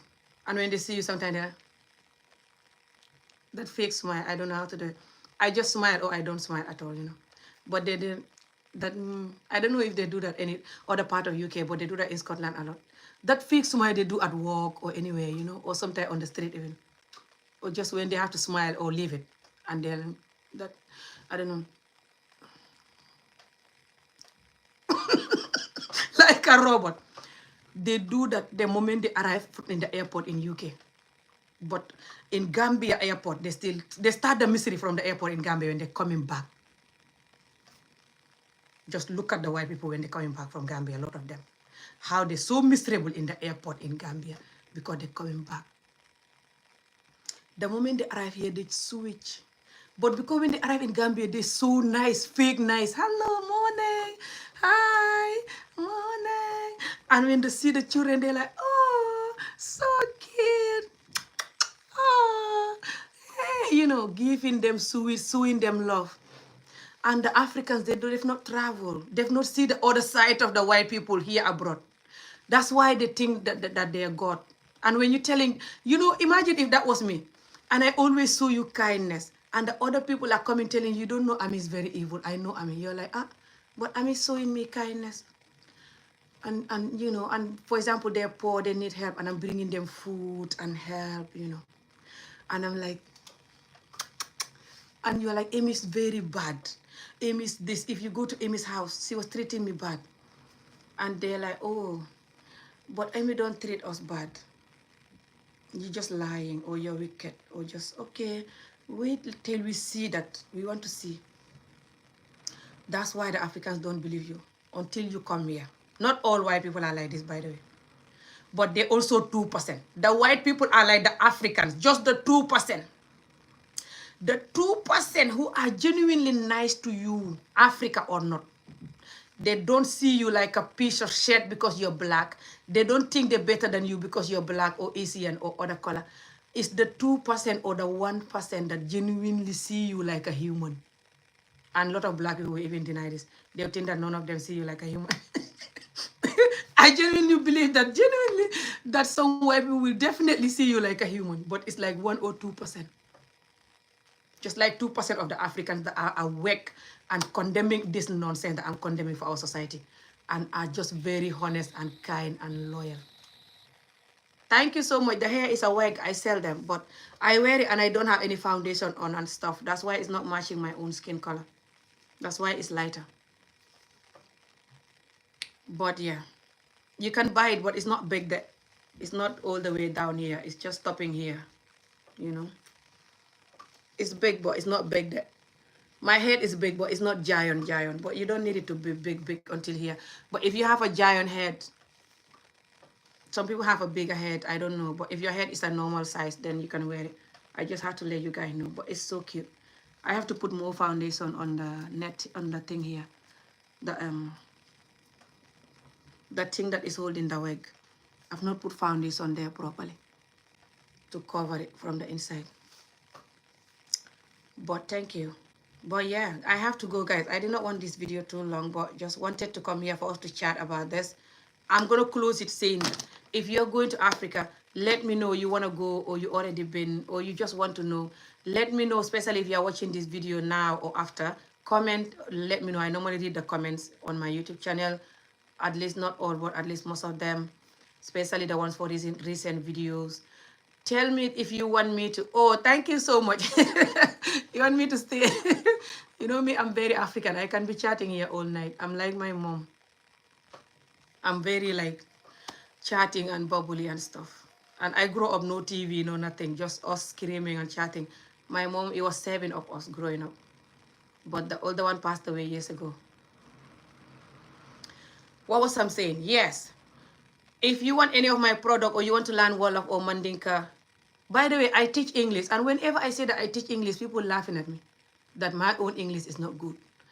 I teach English, guys. And just because I'm a comedian and an activist doesn't mean that whatever I told you is a joke.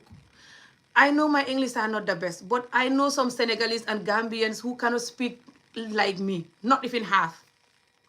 Absolutely nothing. They can't even say the word absolutely nothing. They cannot say that word alone correctly or like the way I'm saying it.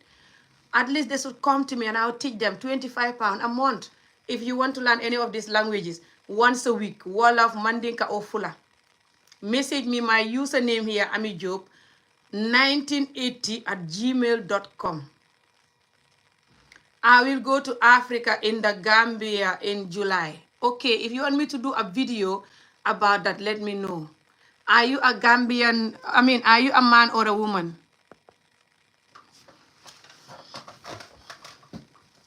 Let me know if you want me to do a video about that, and I will do it. I'll even film myself talking so I can focus more.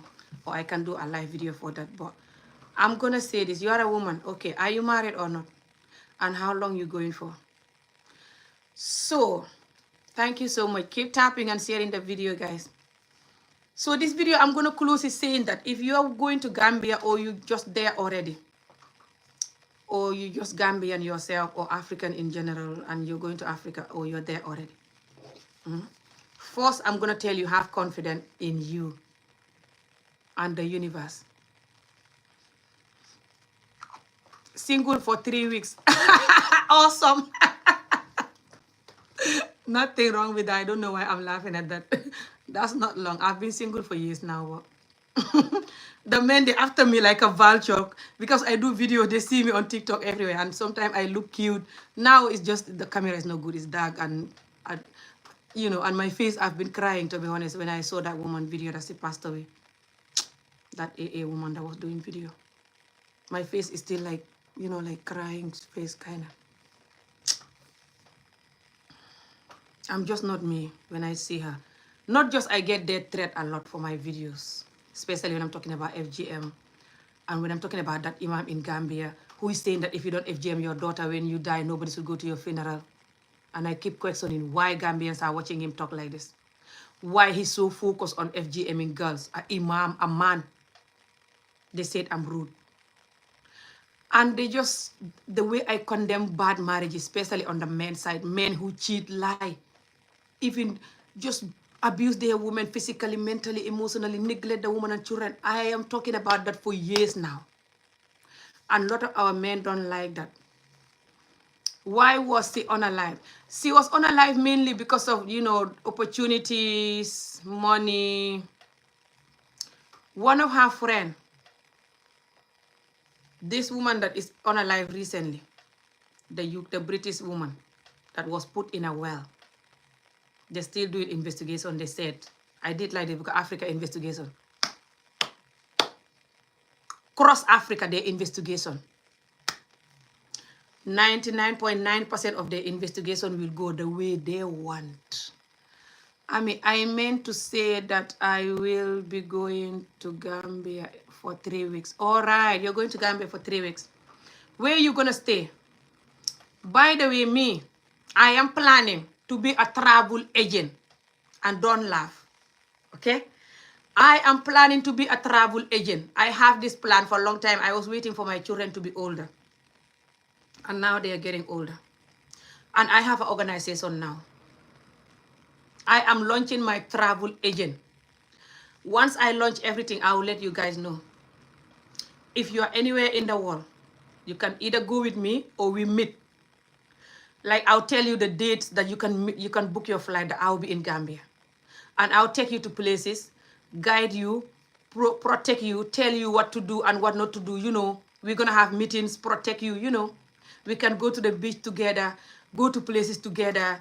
Like I'll be like your tour guide, guys. What do you think about that? Taking you to James Island, you know?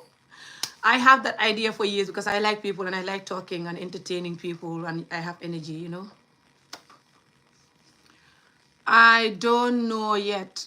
You don't know yet of what? But yeah, I'm planning that for any of you that think you'll be interested, let me know in the comment section of this video or email me my username here and 1980@gmail.com. Yeah. If you think you would love to have somebody, to go to Gambia with. It's gonna be me or my teams, when everything is set up, inshallah. Either me or my teams will be going out with you and showing you places, and taking you to places. Where I am going to stay, I will be arranging where people will stay if they don't have where to stay. And if they have where to stay, that's fine. We can either meet there or we go together. But if they want to go with me for trips or they want me to just motivate them and talk to them about things to pay attention to, they can come to the meeting. I'm going to be having meeting with you guys at the beach or places, I know everything. I'm planning everything. Like, you can come to the meeting if you want, and then we can talk and I'll tell you what to pay attention to, what to do, stuff like this, And if you use my technique, you'll be fine for the most part, inshallah, yeah? My husband was born in Banjul. Any Gambian? No, my husband was born in Banjul. Any advice for an American woman married to a Gambian? He wants to move back there. Okay, he was born in Banjul, but he did not grow up there or what? And now he wants to move back there or what? Okay.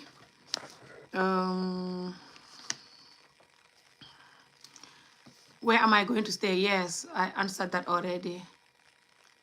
See, it is good you stay longer, travel agent. The travel agent, I have that in my mind for years, but I was thinking when the children older. To be honest, because I've not traveled a lot. Even in Gambia myself, I've not traveled a lot. Like James Island, I've never been, and places. But I'm learning about James Island a lot now, and I want to go when I go back to Gambia again soon, hopefully. But I've not visited a lot of places, and I want to visit Senegal too, So inshallah, we'll be going together to Senegal if you want, Gambia, and just do stuff, He went to at Augustine High School. Oh, he went to Augustine High School. He grew up in Gambia. But yeah, you're right, Vanessa. It's good that I stay. But what time it is? Okay, it's not late yet. Well, it's coming to 9 o'clock, 1 minute to 9. Because I don't want to stay late because tomorrow is college. I have to get up early. Not get up early, but I don't get to lie in bed longer. I have to just, go. He left Gambia at 19 to come to America. All right. Do you have children with him? And did he love you very much and honest and loyal? Is this marriage really secure? Or is it shaking and rocky?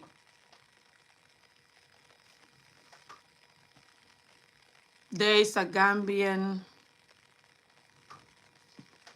man that wanted to marry me. And I am going to Gambia to meet with him to see if I like him. Okay. When somebody wants to marry you and they're in Gambia, can you guys tap and share the video, especially if you want me to stay here for longer, yeah? It's not easy when I'm in the video and the video have no donation, no share, no like. Because then YouTube will not benefit from the video if there's nothing. and YouTube will not help the video, but you can ask me questions.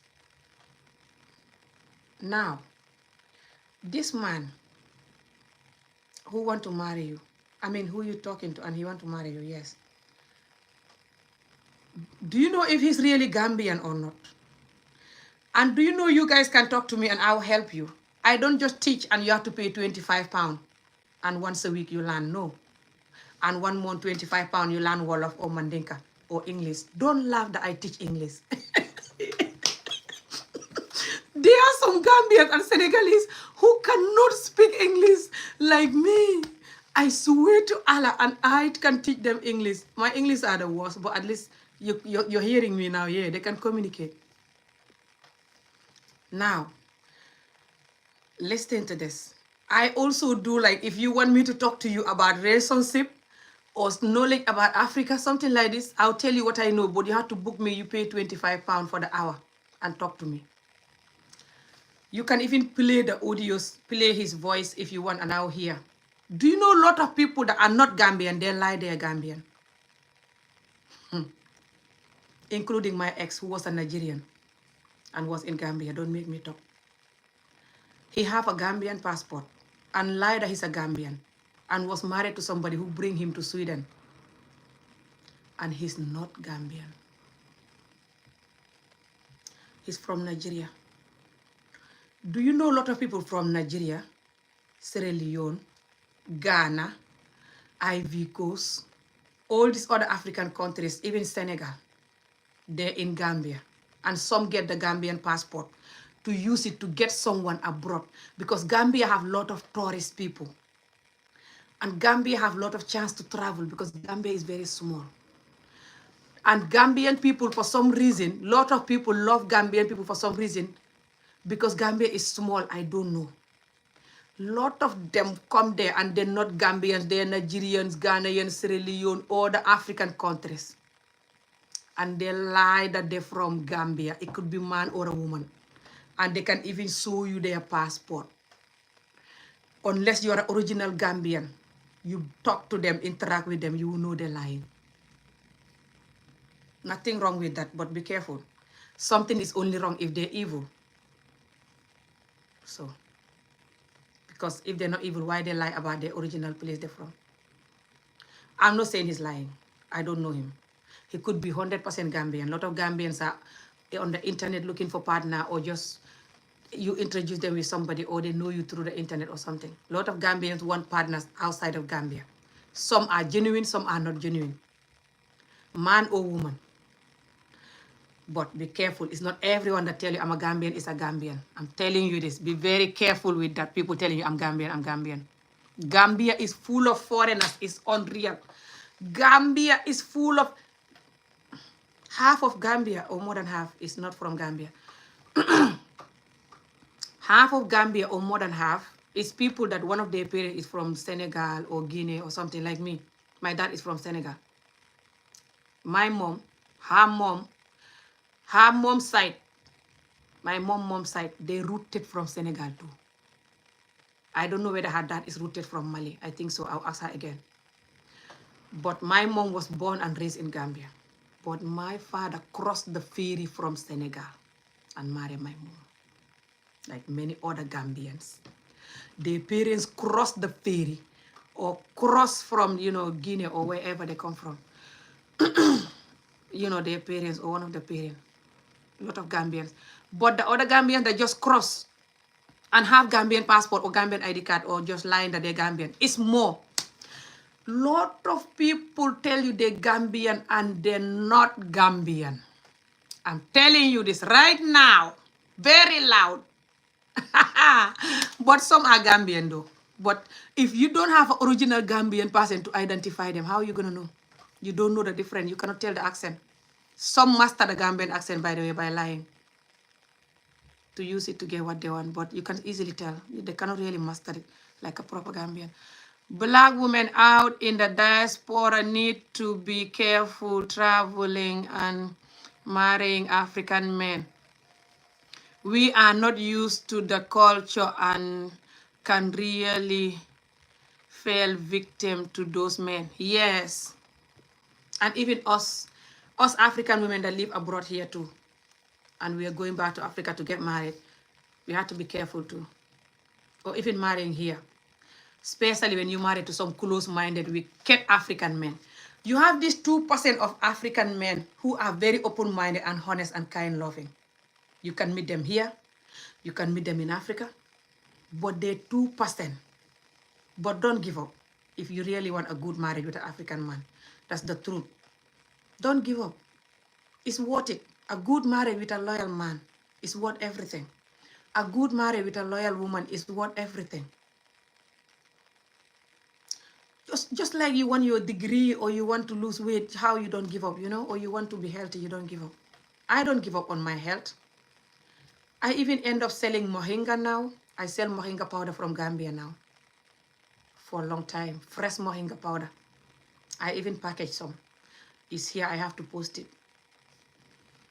I sell tea, moringa and tenkiliba. Sorry, mbormbor and tenkiliba tea. If you want me to make a small video and show you, let me know. Gambians and Senegalese and other people might know this if they see it, but they might call it something else. When they're not from Gambia or Senegal. Senegalese, they know tenkiliba more than mbormbor, and mbormbor is even better, tastes better, smell better, especially if you wash it and boil the two. I sell something called rainy senjang. They're very good herbs. You wash it, soak it, and drink it. Keep drinking it for like 1 week. You keep adding water every day. Drink it and add water every day. They're little bitter though, especially if you soak a lot. You don't have to soak a lot. They call rainy senjang. Very good for women and men. Good for your health. I for example, I don't joke with my health and the healthy stuff. That's why people ask me over the years, what's your secret? You look so beautiful and young. You always healthy, you always doing videos fine, like you always healthy and have energy. I tell them this and I end up selling it because I don't joke with it. I even end up selling the black soaps I use. I end up selling the sea butter that I make. I end up selling the black soap, this one. You can either buy this one or you buy this one, which is this one. I make it with neem leaf from Gambia, dry neem leaf from Gambia, fresh. My sister sent it to me and I blend it. And then I boil it with this and put some vitamin E and other good stuff.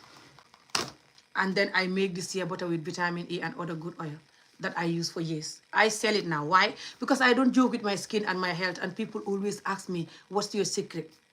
The way I don't give up on me, how many years now? I've been living here 17 years. I never give up on me. Many Africans that live abroad, especially women like my age, they neglect their health. They give up on them. They're on medication. They can't move. They can't walk 5 miles. They're every time sick. They cannot stay 1 month without sickness. They have sore knees, sore body, sore this. The way you don't give up on your health, or just the way you don't give up on life in general, that's how you don't give up on what you want. That's why I'm back to college now. Because I don't want to give up on the fact that I grew up never been to school. And I went to college here a couple of years ago to learn a little bit, but it's not enough. I go back to college again, even though I'm 43 now, because I'm not going to give up.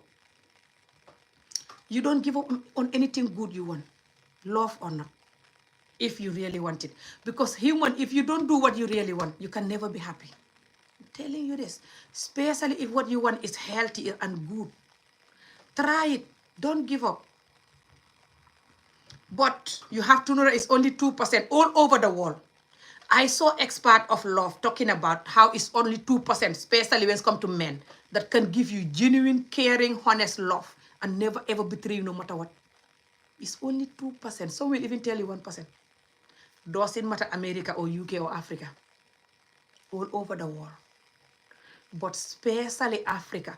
You know why it's like that in Africa? Africa, they program the women to suffer and children. They program the woman to not be like me and condemning and just questioning things and talking, like, what is this and stuff like that. They don't like that. They want the woman to just be like, yes, sir, yes, yeah, yes. Assalamu alaikum. Especially African Muslims, that's even worse. African Muslims is worse. They expect you to just say Assalamu alaikum, inshallah, mashallah, yes, we're doing this for heaven, we are going to do this for heaven. But the man is not going to do that for heaven. He can be cheating, lying, marrying anybody he come across. And you're here suffering. By the way, he have to house you, clothe you, feed you. How the hell he's doing that with you and your children? And you're living comfortably. You have everything you need in the house. And he have time to love you and be there for you. And he can do that for somebody else. Many of them don't have that energy and money. Many of them don't even have the correct mental health to love you and be there for you fully. To give you peace and joy and happiness and loyalty and communicate with you like a healthy marriage. So how they going to give that to someone else? Or if they're giving it to the other person and leave you alone, that's even worse. And that's what a lot of us African women are going through, especially the first wives. So yes, they don't want women that are like us, that are awake, us that live Africa and we are abroad and we are awake. They call us Western women, Western minded. These women cannot keep married. They come here and they think they're the Western women. You know, they're from the West. They have Western minded. They have Western mind. They're like Ami Job. Oh, they cannot keep a marriage. You know what they call you cannot keep a marriage? When you quacks on things. You know what they call you cannot keep a marriage? When you don't take nonsense.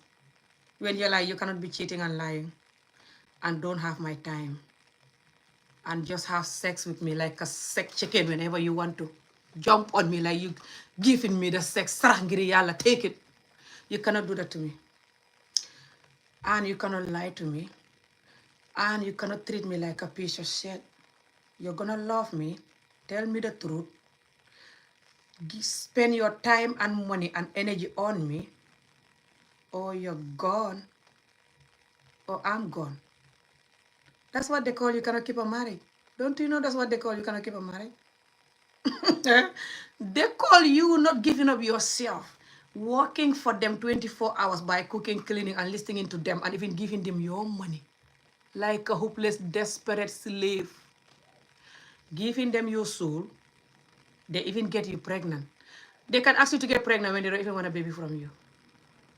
They just want you to be pregnant so they can keep you. The bad ones. So you'll be thinking, oh, I already have a baby with him. Because a lot of our women are suffering and they excuse the children and they're lying. They don't care about the children. These are the people that beating the children to half dead. Insulting the children and don't have one single time for the children. These are the people that will tell you, I'm in the marriage because of the children.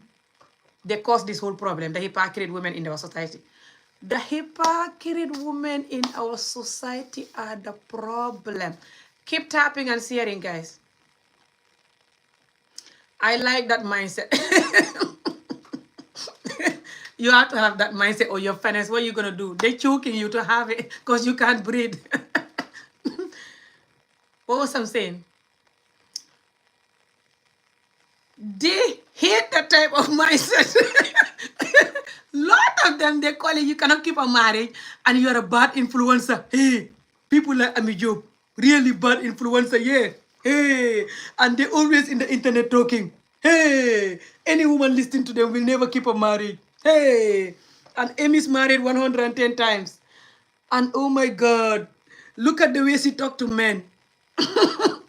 What they're saying is, when I'm saying that, even today I make a small video like that, like men who lie, cheat, have like drug addiction, just addiction, anger issue, cannot benefit you, nothing, cannot help you, cannot support you.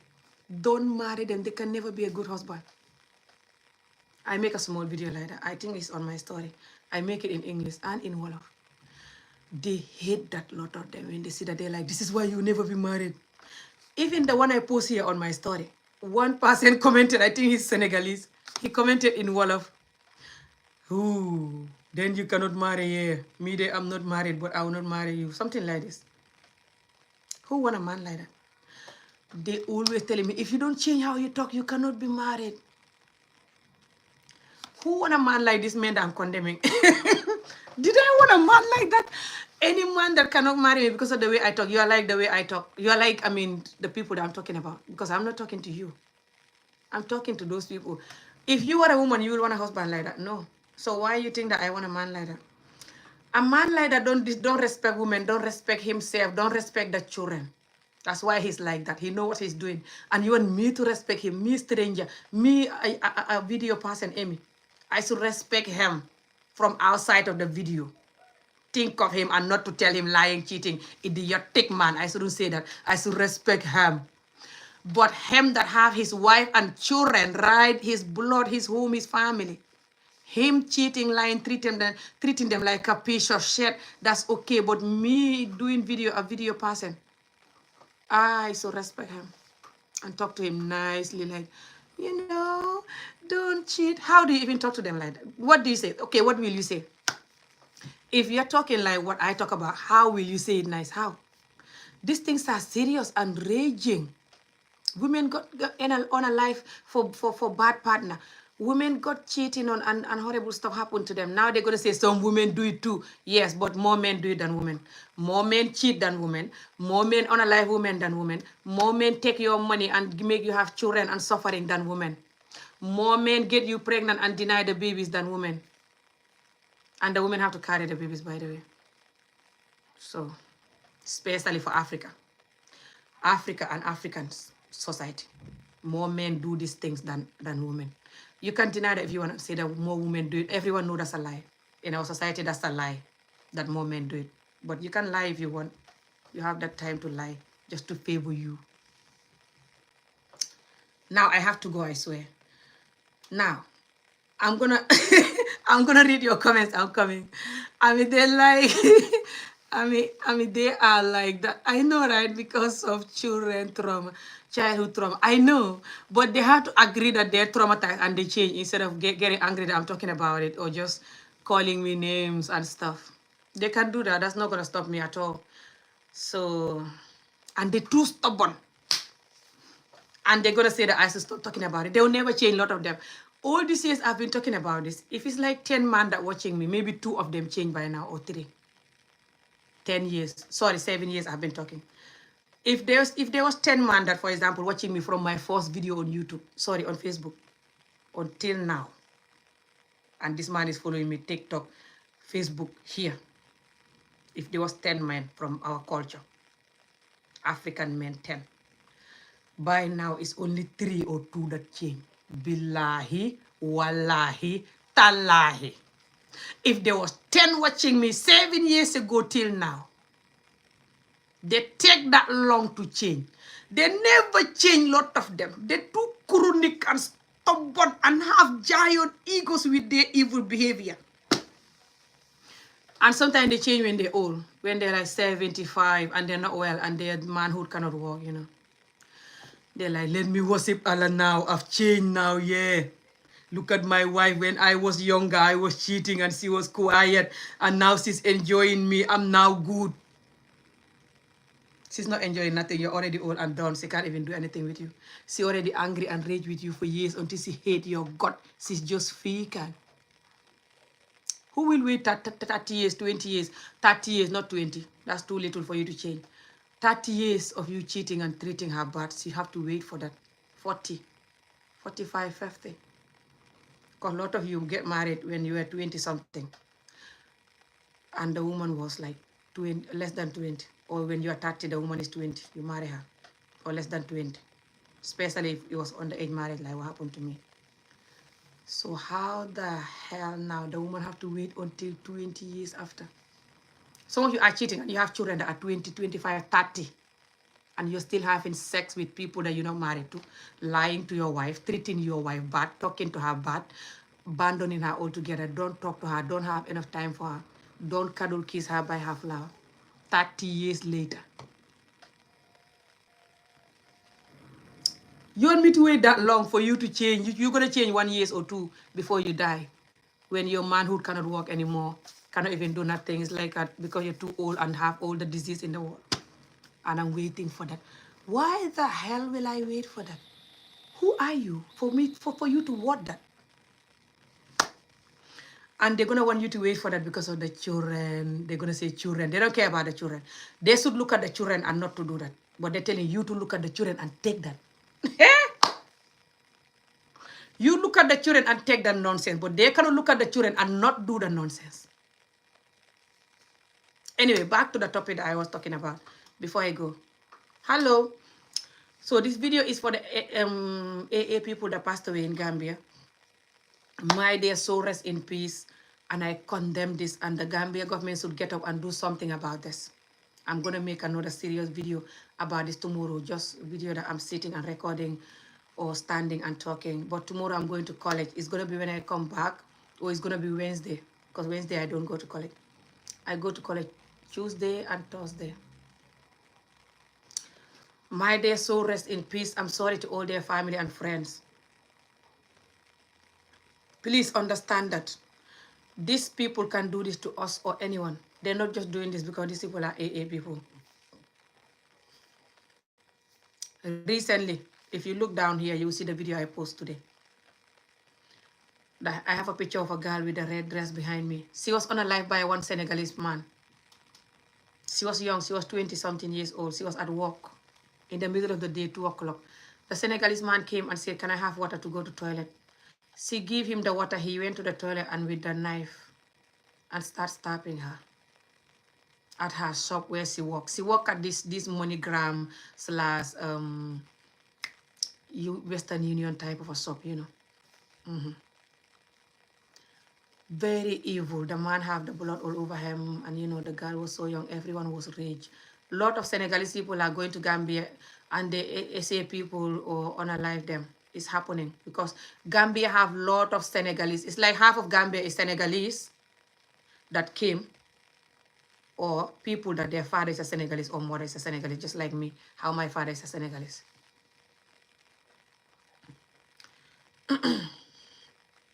I don't know what this person is saying. Why will I name a car for and edit whatever the hell that is? What was I saying? Keep typing, keep liking the video and sharing, guys, but I'm gonna go soon. Become successful, whatever the hell this person is.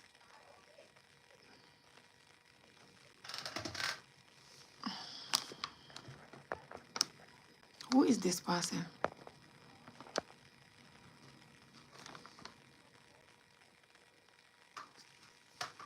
Ferrari. I name a car Ferrari. Are you gonna buy me a Ferrari? I don't even drive, guys, but I want to learn how to drive this year. Hopefully, I'm saving money. But I have to go to Gambia again because of my charity work. By the way, guys, I have a charity now, yeah, organization that is fighting against underage marriages and helping to put children to school so children don't grow up like me with no school education, and helping against childhood trauma, like the serious child beating, the SA, the childhood, the underage marriage, like what happened to me and the person that was commenting here. And I also talk about fight against domestic violence, yeah, and I put children to school. So that's what my organization does. But the other thing that I do that I love also is to go to schools and motivate the youths. You know how I have energy, especially energy of talking to people. And I love talking to people. You need to moderate to block. Yes, the trolls. You need moderators to block the trolls. Toro, I don't even do live here for years. That's why I don't have moderators. Who are they? Did they just see you live and they're coming or what? And they're not even interested, but they just talk about whatever. Let me don't answer. Okay. What was I saying? So my organization is called A for my name. A/umbrella empowering people. If you type that on TikTok, I have a page that I'm posting the work that I'm doing. If you type that here, you might see the video and I try to explain what is it about. But if you want me to do another video that I'm going to explain what is it about, let me know. I still need donation for the last woman that I was looking for donation for. I post her video here. If you go down, you will see it. She's in Tanya, she need donation for her and her children.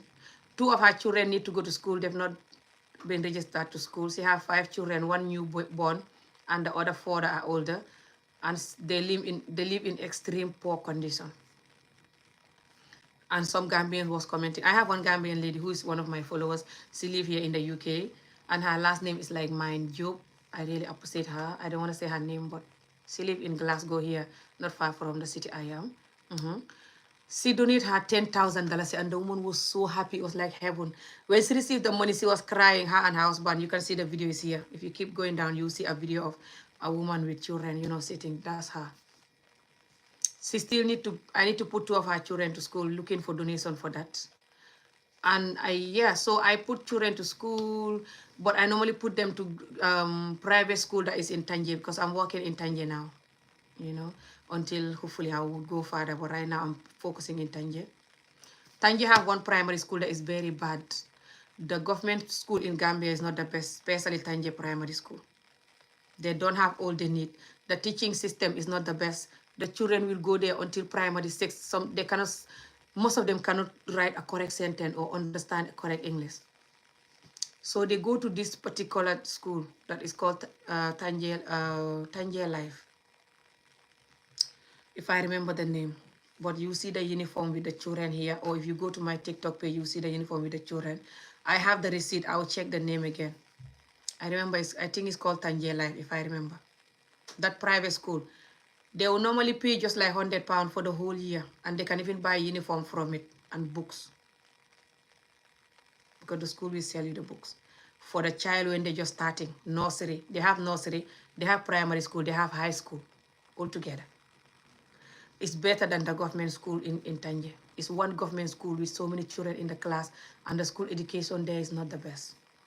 That's why you can either pay the whole £100 and have your child, your sponsor's child, the child you're sponsoring to go to the school for the whole year, or you can pay one time. You can do three payment. The first time they will buy the books and the uniforms and the shoes, the bag, everything. That you can just do like £40. £40 will be enough for that, for example. And they will pay the first time. The next time you don't have to pay 40. It's going to be maybe like £30. Because it's 1,750 for the term for a beginner. But because you have to buy the uniform, the shoes, the bag, the books from the school, the everything. But the children will go even if they don't have lunch money. Because some come from a poor family. But the joy of the children going to that school is for rich people. Even though it's not much, it's for rich people. Those children that come from nothing, if you see their houses, if you see where they live, and you're paying for them to go to that school, do you know that joy and hope and determination that you're giving those children? Do you know the joy? I'm coming to read you guys comment. Do you know the joy? So please, if you want to sponsor, I can even give you the children. You go and sponsor yourself if you don't want to deal with me, with my organization. But if you choose a child in my organization to go to school, you will see the video. You will see the children thanking you. I'll keep you up to date with the children. And they're going to keep going to school. My organization will make sure they keep going. But if you just give the parents the money, the children might not go. This is the problem because the parents, they are poor. Because I'm choosing parents that their children are poor. And I'm choosing parents that are underage arranged marriage. Like what happened to me. They are my first priority all the time. And for the most part, they have a lot of children. And because they are poor, if you just give them money for the children to go to school, they will not pay. They will use it to buy rice or soup or other stuff. Like this woman that I was looking for money for. She said she was her children clothes with water alone, no soap, nothing. She don't have food. If you see the bed and where she just have small mattress that she put on the floor. They just take some bricks and they build the bricks like this, like a bed. Just flat concrete, and they put the small crazy mattress on it. Not even a bed sheet, nothing. Because the day my organization went there, my crew, they didn't tell her they're coming. She didn't even know. And they go, there was no bed sheet, nothing, just the crazy mattress on that thing. And the children naked or just walking around like that with barefoot. If you see the house, just keep going, you see the video, keep scrolling here, you see it. So that woman, she's really happy with the $10,000. Just like, that's like 120 or something like this, yeah? £20, £120, something like this. But she's very happy with it. Now that she have to I want to put the 2 children to school. So please, if you're interested, let me know. She'll be very happy, and you see the video of the children, or I can introduce you to the woman herself. You go and put them to school yourself, please, yeah? Message me, my username here, 1980@gmail.com. AmiJob1980@gmail.com. Or you can put A, not slash, just the A alone, not the slash. I mean, not the dash, no, just the A. A umbrella, all in small letters. A umbrella youths at gmail.com. A umbrella youths at gmail.com. Message me. The organization have a Gambian bank account if you want to donate and you're in Gambia or you're here, because the woman she even donate in that bank account, even though she's in here. She did it online to transfer the money. So my secretary just went and withdraw the whole 10,000 and just gave it to the lady. So if you want, you can donate on the organization umbrella bank account, or you can donate through me, Cash App, PayPal, or anyhow that I can reach the money, Wave, and she will get the children to go to school. Yeah, she's waiting for that. I told her I'm gonna keep talking about it. I know it's not easy to talk about that, but you know, the children really need to go to school. I'm not used to asking people for favor, and this is not my favor, but I'm asking on behalf of other people that really need the favor and they don't have internet, and they remind me of growing up, no school, nothing. Yeah, if you see where they live, it reminds me of growing up. That's all. Yeah. So if you know anyone that will be interested in helping, or you want to work with me, how you work with me is I'll teach you the speeches that you will do for schools. So when you go to Gambia, for example, or anywhere in Africa, but mainly Gambia right now, you can then find out the number. If you ask any of the children that are going to school, you ask them the head teacher number. Tell them when they go to school, they should give you the number of the head teacher.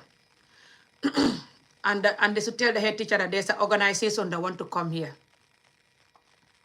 And they want your number. They want to come here to do speech, to help the school, talk to the children.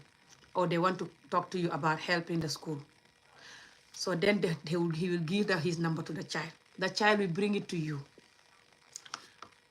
Or you ask people in the neighborhood with children to ask their children to get the number for you because you want to go and talk to that, the teacher. But if you are not from Gambia and you don't know how to do that, let me know what area you live. I will send my team to go to your area, find out your phone number of the school in your area if it's possible. Or you can go to any other area that is closer to my team. They will arrange the school for you to go. You know what I mean? It's normally high schools.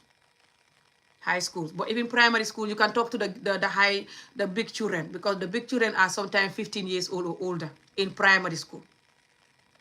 What I talk to them is for them to avoid alcohol and addiction in general, drugs, alcohol, all this addiction, you smoke or drink or anything like this. I warn them about the consequences very strictly. Explain to them why they don't have to do it and why if they're doing it, they should stop. And I talk to them about violence. When they're angry, they should calm down and the consequences. And I talk to them about bad friends and the consequences, unnecessary sex and the consequences, why they have to focus on the education now that they're on the top, they nearly finished, why they have to focus and finish it peacefully and continue to focus to achieve a great life that they deserve. So that's going to be your main focus, to motivate them. Yeah, I'll teach you the talk if you want, through Zoom call or WhatsApp, so you can train the talk and know how to talk to them. They always love it when you go, especially when you're from abroad. You can talk to them about abroad reality if you want a little bit, because they have another idea of abroad, So you can talk to them, especially talk to them about drug and addiction if you want, or just talk to them about walks and other stuff. Just like motivate them, So it's normally like 15 to 20 minutes talk. It doesn't have to be long. But sometimes you can do up to half an hour, it's up to you, but it's normally 15 to 20 minutes, Yeah. If you are not used to talking in public and you want to learn it, that's going to help you. But if you're already used to it, that's even the best. So if you're in Gambia or you want to go, or you are in Africa, anywhere else, or you want to go, let me know and you can go and do the speech. But if you're in Gambia or you want to go to Gambia, I can let you wear the t-shirt when you're going. You can have my t-shirt. Tell them that I send you umbrella. But I will talk to the head teacher first and make them understand who I am. And then you go. Normally when we go, we give the head teacher some money, for some little something. And I give the children some sweets or some gift normally. Yeah. But the last time I went to Medina was my last speech just before I came back. And all my sweets was gone, was finished. I bought I don't want to say a suitcase of sweet, but it was like a lot of sweets when I was going that I bought from here, that I was taking to schools and giving our own children and neighborhood children, you know. But by the time I was going to Medina, those sweets were finished because that was the last speech that I did just before I came back. But yeah, if you can buy some sweet, because when you go, you don't talk to the whole school. You just talk to the big children.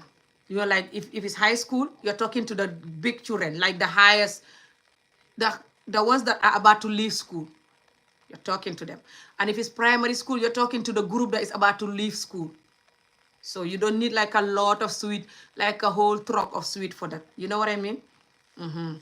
And they can just share it between them. Like if you have like a couple of packets, they just share it between them, you know, like 2 each or 3 each, and they always appreciate it. Yeah, that's good too. Yeah, but even if you don't have the sweet, you can still go and talk to them. So that's what I'm doing right now until I have more sponsors or more money. Then I'll be able to do more for the schools, because the schools need a lot of help. Yeah, but right now just the motivation is free. Using my voice and energy to motivate them, I can do that. So if you're interested, let me know. But yeah, there's other ways that you can work with me, not just that. But if you want to work with me, let me know. You want to sponsor, let me know. You want to just know about the organization in general, let me know. Yeah. Okay, guys, I'm gonna go. You guys have a good day. Just like I was saying, anyone that gonna have to go to Africa or are going because they're from there, or they just live there in general, or even here, anywhere you are, just have confidence and have faith, you know. I know people are going crazy now, and just because of bad food that people are eating, they're not thinking straight. People don't sleep. People are too negative. People are living in fear, watching the news all the time and just living in fear. I don't know what is it, you know, but unaliving people, crazy stuff happening all over the world. And the news is not helping. The news is showing stuff, sometimes even lying, exaggerating wars and stuff, make it look bad sometimes, or bring it down, make it look like nothing is happening, you know, just plus what you're watching in the movies on the TV. So be careful what you watch all the time. Go to bed, eat healthy, be positive. Everything will be fine, yeah? Like I said, sorry to these people that passed away. And for us that are here, I pray we live longer. People in Africa, be very careful, foreign person or not. People that are coming from abroad or not. Watch who you mix with, like I explained. Watch who you deal with. But I condemn this. I really condemned it. For the Gambian people that is happening to, for non-Gambians that is happening to, I condemned it all over the world. I condemn people that are dying all over the world. Over 6 million children die a year all over the world. And adults too, a lot of adults die. But children been unalive more than adults, of course. I condemn people that been unaliving people, and people that are FGMing people. People that are serious beating the people, especially young people. People that neglecting the young people, cannot give them school, cannot help them, cannot support them. And some Gambians, we say that those people that don't have children, they, don't have money, so don't have children. But those children are already here. What are you going to do? And if you don't help those children are going to grow up and breaking your house and killing you or killing your families and friends for money. They shouldn't do that, I know. But don't you think you should help them now and give them basic school education and basic hope and teach them kindness now? So when they grow up, they will remember kindness. Than you watching them and watch them grow up forcing themselves to have a life by force. I know they shouldn't do that. I condemn that. They should go and work. They should go and do like I was doing when I was in Gambia. I was selling peanut, banana, mangoes, oranges, corn, these corns that you burn on the street, you know. Later on, I focus on braiding. And I'm still braiding and selling wigs and selling dresses. I sell African dresses like this and other nice fancy ones. And the herbs that I explain and stuff. The shea butter, the black soap, other stuff. Because I'm used to just earning my own money from a young age. And these people have to learn that. You can do the school or not, I know. The government have to do better and provide the youth some support, I know. Lot of people that are doing this, they're not just young, they're adult, they're just wicked and insane and useless and idiotic, I know. But let's still help the children when we can help them. Normally the £10 that you're donating, me or not, or £20, if you don't donate it, you're still going to use it to buy unhealthy food or stuff that you don't need, endless clothes or something. You're going to put it somewhere that is not important. Don't you see? You rather than put it on display that the child will go to school and have something to look forward to. It gives children hope a lot, especially when they come from hopeless family, poor family. When they have a school, it normally give them hope. They look at the school like, after this, I'll have a better life than my parents. That's how a lot of poor children see school, especially in Africa. That's the truth. And me, any child that I'm sponsoring, I make sure I talk to the parent not to beat the children, not to allow anybody essay them, not to FGM the girls. I tell them all the stuff that I don't just get, like get them help, get the children to go to school and I'm quiet. No, I make sure I'm doing this, but this is how my organization works. Do you think you can manage with that, or you think you cannot do it? If you cannot do it, I will not sponsor your child. And they say, yes, I can do it. I say, okay. So even when you're angry, you don't do the children serious beating, and you don't essay the children or allow anybody to essay them, and you're not going to do nothing. And you're not going to FGM the girls. And you make sure they go to school. And they said, yes. I said, if you don't do this, I will know. I will find out. I know the neighbors, and I will know. And that's the truth. I check on them. I check on people that I'm sponsoring their children. Check on them. Try to have contact with the neighbors and stuff. Try to check. I find out if the child is going to school still, or if you're beating the child or torturing them, or just, I think, not doing what you promise. So for me, my organization, I don't just sponsor the children, no. I make sure the children, the parents are protecting them too. So, but if you don't want to use my organization, that's fine. I can introduce you to the children yourself, the parents yourself, sorry. And you just sponsor yourself with the parent. But good luck. Like I said, they might not go to school because you don't have, unless you have to keep checking yourself. I don't know. And that might be hard for you. Okay, you can leave us now. Thank you for your time. That's fine. I'll go when I finish what I'm saying. You know me, my talk don't finish, but every single thing I'm talking about is important. I would love to go back to the Gambia. I would like to start an organization that pays school fees for children. Inshallah, I will have it. Yes, that will be very good. The children really need that. A lot of children that are not going to school in that small Gambia. It's insane, the amount of children that are not going to school. In Tanja alone. Just Tanja alone. Okay, I'm gonna have to go soon. I'm even tired now. The video is long and I did not plan with the video being long. They say it like that. They are like that. All right, yeah, that's the one that you typed before. Okay. He told me that he was married but divorced with 3 children. Okay. Norman and Nelson. Okay, I hope that's true. He might be telling you the truth, but he might be lying. So, but just go and see. Maybe he's telling you the truth. Some always lie because they think that when they tell you the truth, you're gonna agree. And they get that from the child beating and torturing that we've been through. Because when you tell the truth, you get beaten. So then you will lie to cover up so you don't get beaten. This is why I fight for the beating the children to stop. But people that are wicked, they don't get it, and they just think that I'm telling them what to do. I shouldn't tell them what to do. And some be like, I was beaten when I was young, and I'm fine. You're not fine. The moment you say that beating is fine, that's when you're far from fine. You're just wicked and too traumatized to see that you're not fine, but you are not fine. Because other people that are more fine than you, and they're not been beaten, they're here on this world. Plenty. So why are you choosing the beating fine? Beating have consequences. Either you see it now or not. Either you know the consequences, or either you know what it does to the person or not. It does everything to every single person. Every child that been through serious beating, it has something that it does to you.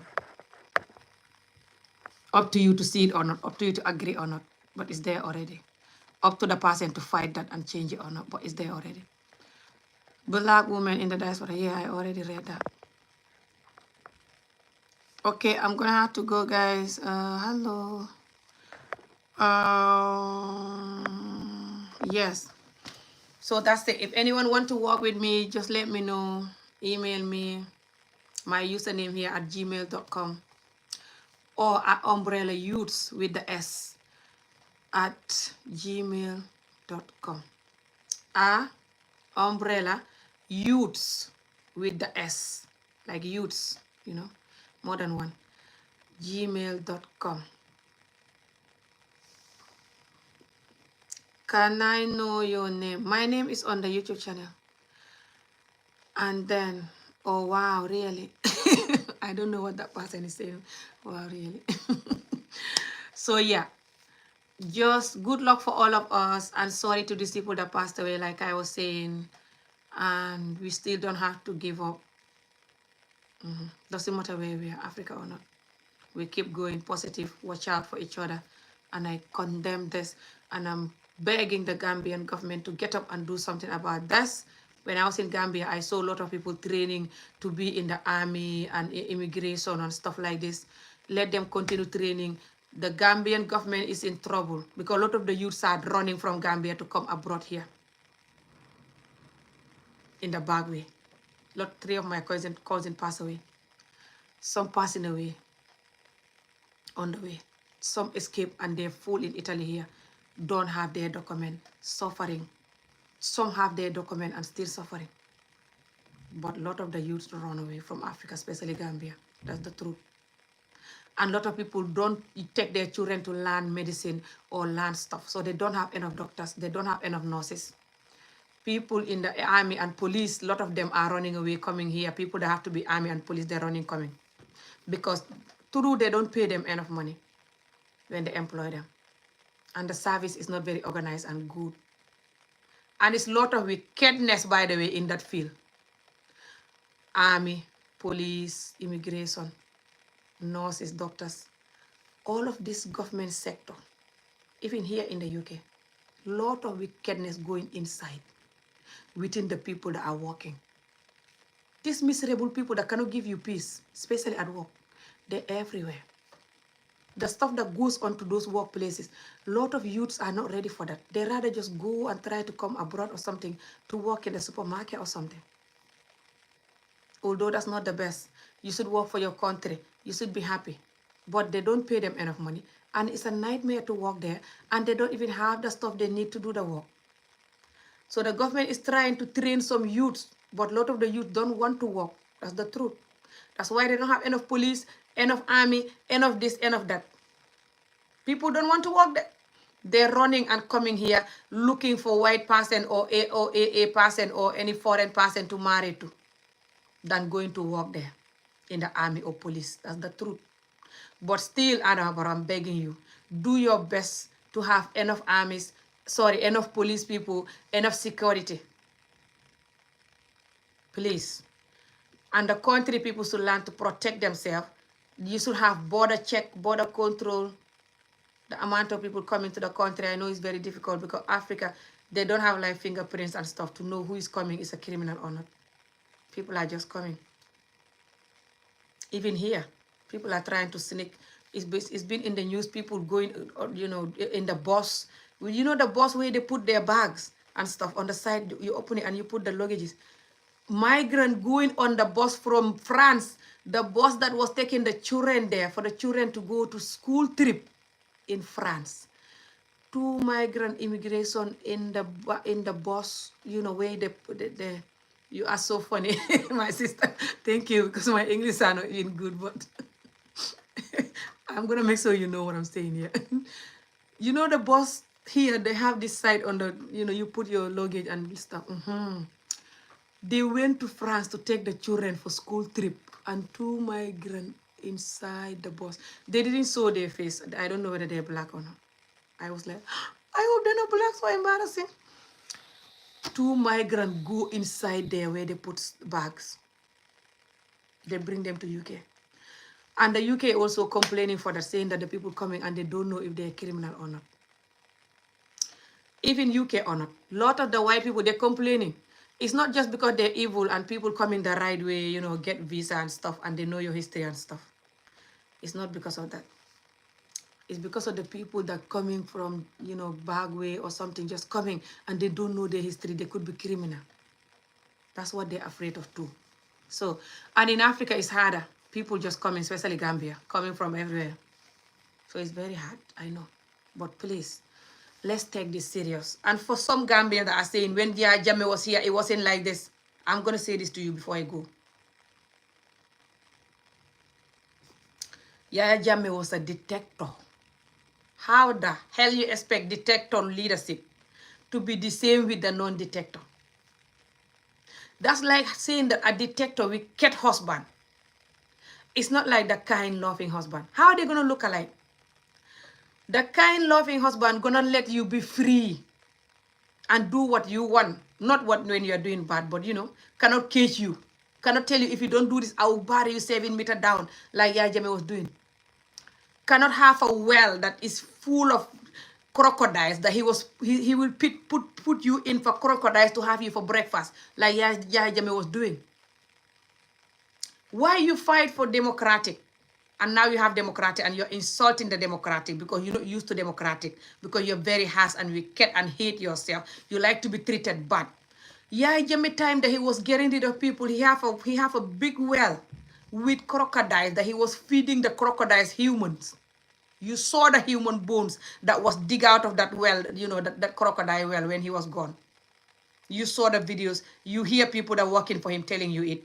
All the horrible stuff he was doing, unaliving people anytime he liked. You want a president like that?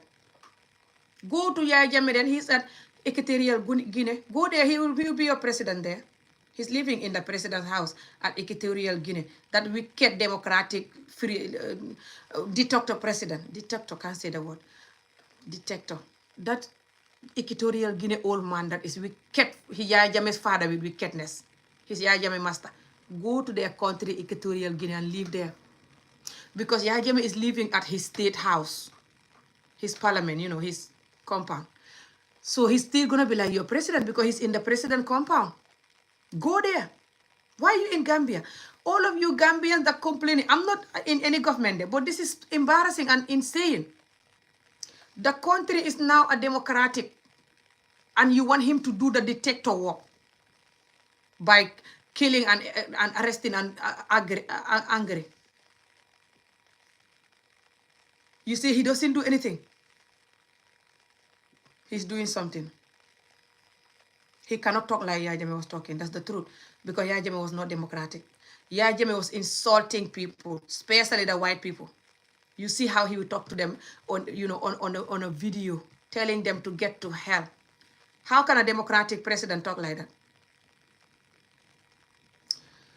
And you will see Yaya Jammeh was talking like a sick comedian and a sick bully. By the way, some of you that bleach your skin and you say me I'm rude. And you say you want Yaya Jammeh back. Yaya Jammeh was very rude with the bleaching skin when he's talking to people. I learned this word from him. He told you that you can bleach everywhere apart from your, don't make me talk. That when you bend down, that place is dark. The way Yaya Jammeh talk to you bleach people, when he's having a meeting with, when he's talking on the street, people sitting, people watching him, when he's in a place doing his, rally, when he's campaigning for rally, he will be talking 1 hour just for bleaching people alone. Bullying you, calling you all kind of name. You want that? So why are you telling me I'm bullying when I say that people bleaching and their hands looking like a rotten tomato? Or their face. You said me I'm bullying you. You're a hypocrite. You want Yaya Jammeh. Yaya Jammeh talk worse than me when he's talking to bleaching people. And when he's talking, and he's a hypocrite. He married only light people. His 2 wives that he used to have, the first one he divorced with was very light. Second one is very light from Morocco. Something like that. Not even from Gambia. Zainab. And then he'll be insulting the bleaching people that's so ugly and that's bad and that they shouldn't do it. Go to Equatorial Guinea if you want Yaya Jammeh to be your president. Chop! The country I was there is not long. Very hard because the youth don't want to stay there and work. Not just there. Senegal, lot of other countries, the youths are running. They're just looking for money, breaking into houses, doing all they can to grab money and go on the Backway, pay for money to go on the sea, either they're dying or not. Why? Because a lot of you going to Africa so enough. And when I talk, you said I'm rude. I shouldn't say that. When you're going to Africa, you're buying 10 pair of trainers, all brand. Not long, a Gambian man did that on TikTok, filming a video that he's going to Gambia for holiday. He was filming a video of 6 branded trainers, 6. And he said he was going for, I don't know, 2 weeks or something. 6 branded trainers, filming them on a TikTok video. Look at this, guys. Look at this. I have my trainer. They just arrived. I'm coming to Gambia, guys. Get ready. Showing them one by one. Look at this. He make a small video like this and post it, guys. For Gambian used to watch and dying to want to come here, thinking that he's a millionaire because of UK. If I go there, I'll have all these trainers and more. That man that is so old, he can beat my older brother. Me, I'm 43. That man look like 50 or more. And he's doing that for youths who are 20 years old or younger to see that, guys. I still can't believe that video. And when I react to that, people say I'm bad, I'm rude, and I'm jealous. I'm jealous of what? Effing trainers. I don't care about trainers. I have one effing Nike pair that I bought for £60. That's more than enough. And I have my walking trainers for when I'm doing long walks that I bought years ago for £90. That's more than enough. Even if I have money, do you think I'll buy 6 pair of trainers branded? Or just any shoes? And sew them on a TikTok video. Just to sew the shoes alone. Opening them on the box. Sewing them. And saying that I'm coming to Gambia for 2 weeks, guys. Look at my suit. They just arrived. Get ready. I'm going to be doing party. I'm going to be enjoying when I arrive there. Are you guys hearing me? How do you think I'll do that even if I have the money? Knowing fully well that people are dying to come here. People are lying they love people and they don't. People are doing all they can to escape Africa. And I'm not going to give them visa to come here. But I can show them what I have or what I think I have. Or what I force myself to get. Because a lot of us are buying all of this when our bank accounts are empty or nearly empty. What is money? How many thousand we have on our bank account? In our bank account, sorry. Exactly. And we come from such a poor family and we're very wicked to the innocent people. That's the truth. So please, if you're going to Africa, behave like you're going to Africa and know that you're going to a very poor African land.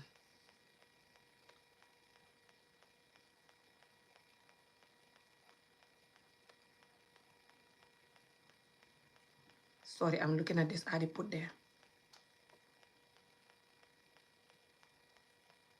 No, you're going to a very poor African land, which is the Gambia. Are you guys hearing me? If you're going to Gambia, you're from there or not. If you're going anywhere in Gambia or anywhere, any of these countries that it's hard to get a visa to come here and they're poor, please know you're going to a poor land. My phone is not charged. I have to go. Know you're going to a poor land. Behave like you're going to a poor land. Don't buy so many designer stuff. So many stuff. To make the youths feel sorry for themselves. To make the youths want to revenge doing something bad just so they can have money to come here. Or so they can be like you. Because Africa, a lot of us Africans in general, because people have trauma and pain and people don't know how to love themselves so much that they don't care about life material too much. People rely on material and stuff, especially Gambia and Senegal. But across Africa, I think. But mainly Gambia and Senegal. But also Nigerians have this too. And I think it's just West African thing. But other Africans, I think, also have this. Which is, people love you just because you dress nice. You have branded stuff. Billahi wallahi. Lot of people will love you just because of that. The other person that don't have that, they can be more genuine than you, more kind, loving than you. Nobody will care about them because they are poor. People like this woman that I'm trying to get sponsors for her daughters. They live in that kind of house. They dress like that. Nobody cares about them for the most part. The neighbors look at them like they are nobody. Even when they have a party, they don't tell them. And when they have a baby or they're getting married, you know, something happened, they don't tell them. Or when they tell them, when they come, they're going to be at the back. They bring the people that dress nice and people that have nice house or money in the front. Treat them like a human. They'll even tell you live, I'm not going to talk to you, you're too poor. You can't even buy bread and you want to talk to me. Look at you. Shut up, you poor little shit. They'll tell you, even me, people tell me that in the videos all the time when they're not happy with me.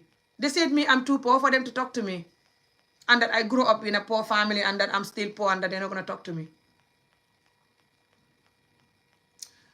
People are forced to do what they shouldn't do to have money because of how people treat them when they have nothing. They treat you like a piece of shit, even your own family. This is the truth. Especially if they have one person in the family who is little better. They treat them like a second god for the most part. You are here. Your dignity is here. Your children's dignity is here. You can't talk. You can't decide. You can't speak. You can't do anything. Even if you have a police case, your case is here because you have nothing. So let's stop all of that if we want this madness to end. A lot of people that are unaliving people, especially people that are from abroad, us or AAs or any other person, are unaliving them because of money, for the most part. It could be they're doing land business or laughing with them and they want to get rid of them and keep the house. One of these ladies that I'm talking about, that I talked about earlier in the video, I talked about 3 AA ladies that was unalive, but it's 6 for the last 2 years, 6. But I talked about the 3 in that video and I have their pictures there.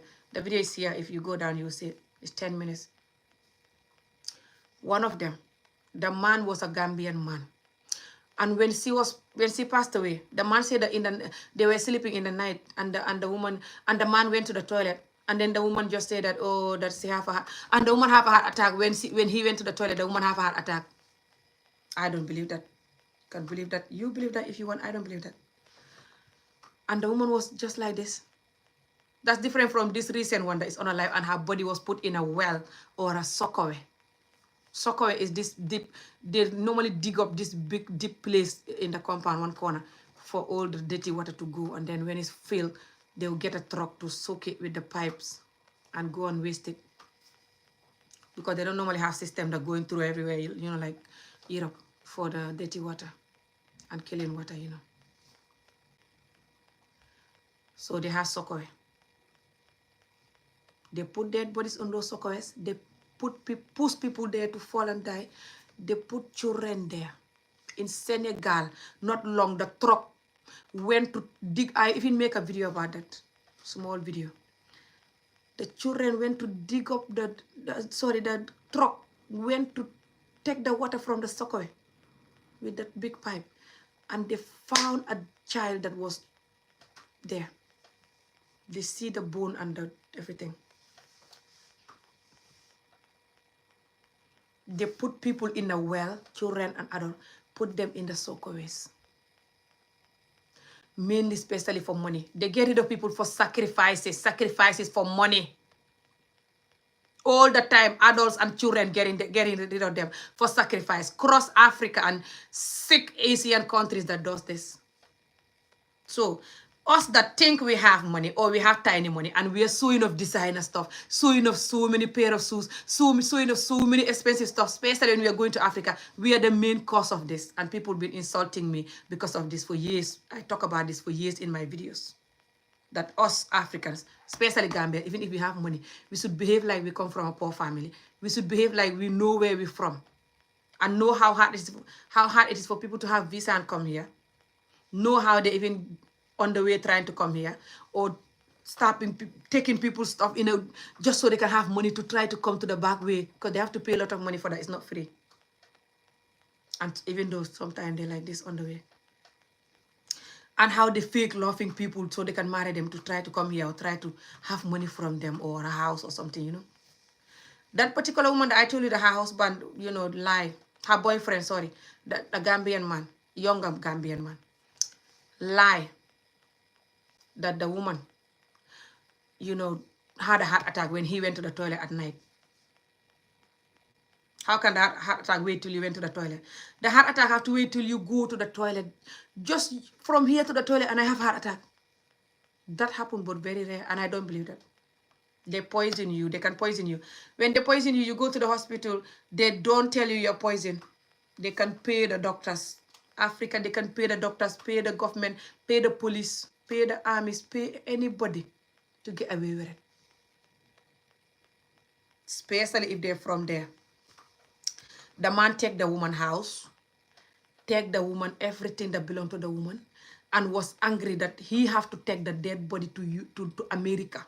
Why the woman family don't make him bring the dead body to America? Why he want to bring the dead body to America? So he can run away and disappear. Did that look like a love to you? Somebody you love and the person passed away. You should be happy that the body is going to be buried in Gambia. So you can go or just know that the body is close to you if it's genuine, right? Why you want the body far away in America? You want to go with the body to America. He was raging that he's not going to America with the body. I don't know whether the body go or not. But the woman's sister told this other woman this other woman who also passed away. I talked about 3 of them in the video. That woman explained all of this in the video. If you want me to send you that video, I can put it in the comment here when you're watching the video, especially after I finish. Let me know if you want to see that video where that woman is explaining what I said, which is the other woman who also was on a live after she said that a while after she was on a live also. She also was having a boyfriend, but she didn't mention the man is Gambian or not. Who she dreamed that the man poisoned her. And she told the man, we are finished. I have bad dreams about you and there's something off about you. And the man was so angry. That's the Angie woman, the African woman, you know. The one that her channel is called Africa. The man was very angry that he said we are going to finish. She said we are going to finish. And the man was stalking her, following her, talking to people around her to follow her. She said she knows the man sending them to follow her and telling her what she's up to, and the man was up to her. Follow her, you know, just like don't want to finish with her. Like, and she was like, I've been followed. And that's how she ended up. Plus this recent one that also they found her body in a well or Sokoy. They said that she was involved with some land business or something like this. But it's to do with money. All of them that are on a live, all of the people that have been on a live in Gambia and Senegal and Africa, across Africa, men, women, I'm gonna tell you this before I go, children, men, women, people that have been on a live in Africa. Okay, I'm gonna talk about the people that are going from abroad, either they're from there or from somewhere else, but they're going. And then I'm gonna talk about the people that are from there. The people that are going on a life, mainly because of money. They want your money, your house, your business. Even if you don't buy a house. They can be so petty and sick, depending who you met. Like I say, a lot of people are in Gambia and they're not Gambian. Gambia have the most foreign than any other African country that I know of. If you know any other African country that have more foreigners than Gambia, let me know. Because Gambia is only 2 million, remember that. And then you go and see the amount of foreigners that are in Gambia. It's not every person tell you I'm Gambian and Gambian that are Gambian. But even some Gambians are that evil. I'm not talking like it because Gambians are innocent. The people that are going, it could be us, it could be other people, but mainly they target other people more because they know us for the most part, like we have family and we know them and we're more careful, you know, because we know what we're doing, you know. Other people that are going, especially other black people from America or UK or anywhere else that are going, they're getting rid of them because of, doesn't matter man or a woman, but they get rid of women quickly everywhere in the world. Women and children get, you know, people get unalive them quickly, you know, because it's easy to unalive them than men. They unalive you for money, but they also will unalive the man. Some will unalive you even if you're a man, if they can, or they'll take you to Juju, man or woman. It's just most of the time the Jujus don't work. I don't really believe in Juju like that, yeah. But the Jujus don't work. If they were working, by now we're talking something else. They'll take you to Juju for you to be worshipping them and licking their effing and doing whatever you're told. They take you to Juju to do that. For the most part, most of them, not all, but 90% of them. Cross Africa, especially Gambia and Senegal. especially Gambia. They can do that to me, anyone. Even me. Most, for example, a Gambian man wanted me. Even the Gambian men here can take you to Juju. And the Gambian women. In the UK, anywhere. They try to call Juju in Africa for you to listen to them and do good and be close to them and do what you're told. Especially the men. Right now, if I was married to a Gambian man here, he might take me to Juju. Call Africa for some good Juju so I can be a wife that listening. They will be like, Amy is too independent here. If I don't do this, it's going to be a war. Let me ligay. They call it ligay. Let me ligay her so she will just be like a slave. Yes, sir. Yes, sir. No Juju can ligay me like that. Even the father of the Marabu cannot ligay me. The Marabu, if they go and dig up their grandmother, dig up their father and mother, all three of them ligay me for me to worship you and you're cheating and lying and doing your horrible stuff. It won't work. Me, I mean, Juju don't work on me. Me, Juju don't work on me. Me, try to Juju me and see. It's gonna effing get back to you. Effing scalp yourself. Me, what did you Juju me for? You mad? I'm not gonna Juju me and you can't Juju me. It's not gonna work, but you can try. They try on me all the time. Man, love or not. Even your family member can Juju you. Even the internet, they'll Juju you. They can Juju you for even talking about FGM, anything, just so you can shut up. Especially these elders that are promoting FGM, like that Imam and the rest. They're worse. They even can Juju Ami Job. What is her name? Ami Job, Ami Olaf. Okay, I'll make sure she will never talk again. Just wait, I'll deal with them. You're dealing with your own scalp, you effing wicked or whoever the hell you are that is going to try to deal with someone like me for talking, you know, for people to have freedom.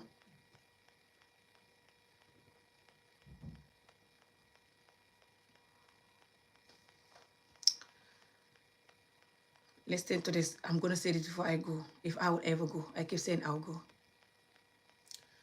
They will Juju you to listen to them and do what you're told. That's the first step they always take. For the most part, 90% of them. Juju. So you can listen to them and do what you're told. And give them money or anything they want, you know, just listening. And if that doesn't work, then they can physically abuse you. Or try to, without them doing it for themselves, they get someone else to do it, or sometimes they even do it themselves. Especially when you are a foreign woman. Especially if they know you have a land and you have, even if you don't have a land, you can just rent a nice apartment. Okay, and you furnish the apartment, nice chairs, nice sofa, nice, you know, have your fridge, your TV, your everything is going on, your cooker, your everything. Okay?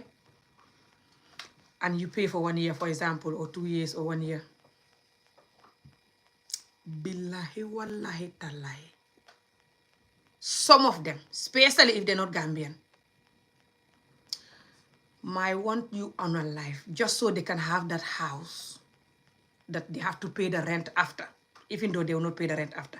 They will just have that house now for that 1 year or 2 year. After that, if they cannot pay the rent, they will take the sofa and the bed and the TV and your laptop, those effing stuff that you have, those small stuff. They rather keep that than having you breathing. And they have to go and they don't have a house. A lot of them don't have a house. They live in a group or live with a friend or share the house with a friend or just live in a horrible house. And they're coming to you, sexing you and dealing with you and kissing you and telling you, I love you. They're lying. 99.9% of the chance. Especially if you meet them in Africa under the mango tree. Especially if they're young and you're old and they're younger than you. 99% of the chance they're lying.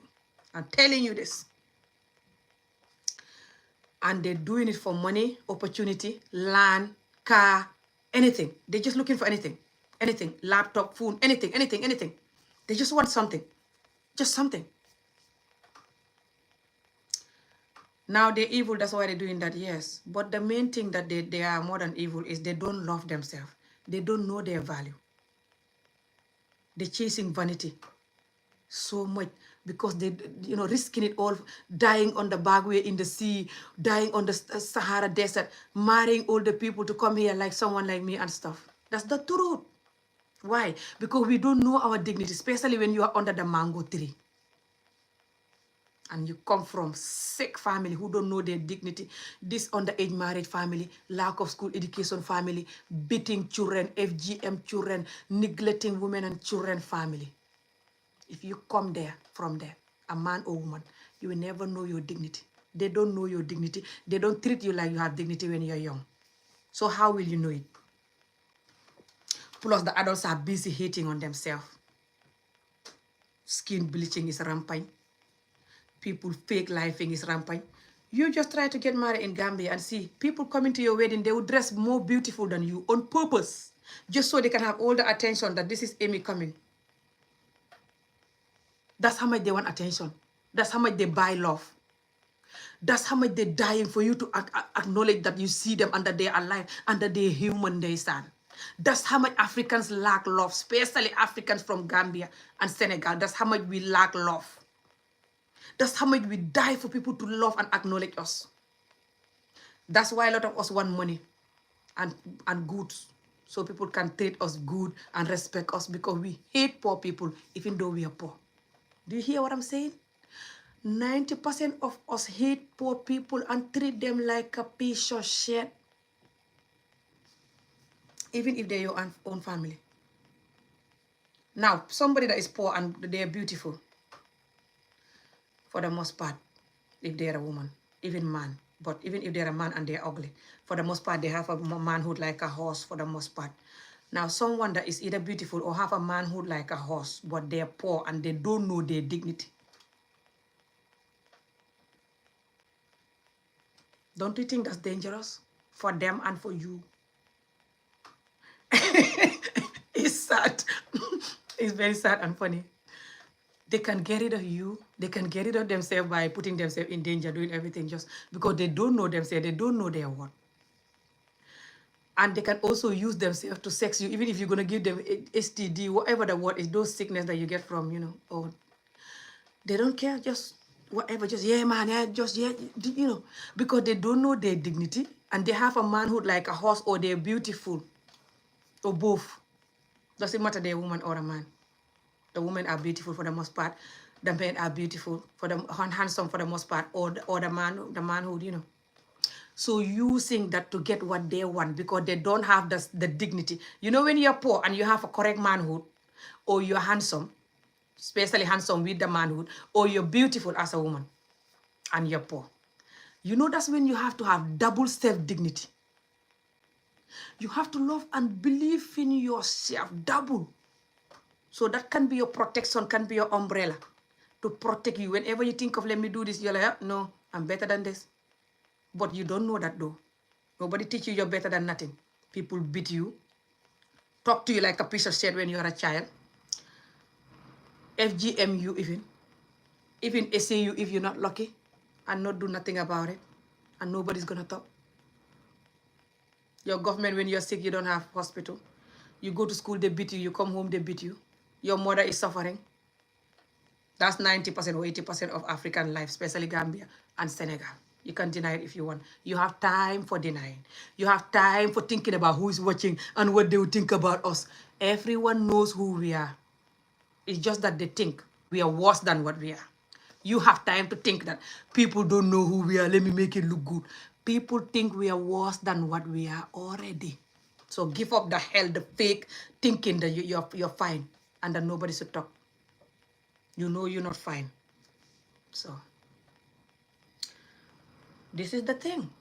This is dangerous for us even to have this type of character. It's not safe for us. That's why I'm talking. That's why people are getting drunk. That's why people are angry, stabbing each other in 1 minute for no reason. That's why people have no respect and love for women. When they're angry, they're like, your mother's V. Just watch Gambia and Senegal people, how they insult you when they're angry. I'm going to put this whole building in your mother's V. I'm going to cut your mother's V. Talking like a high junkie on TikTok video. 1,000, 2,000 people watching. And they're doing live video that is 6 hours, 7 hours long for just insulting. Putting the person picture, their mother's picture, their father's picture, their husband picture, their children picture, just because they have a beef with them. And the whole talk is, I'm gonna cut this, your mother's this. I'm gonna put this whole building in your mother's this. I'm gonna effing sex your mother's this.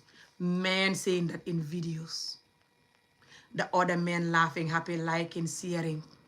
90% or 80% of our community will either do this or support someone who is doing that type of video on TikTok, Facebook, here, anywhere.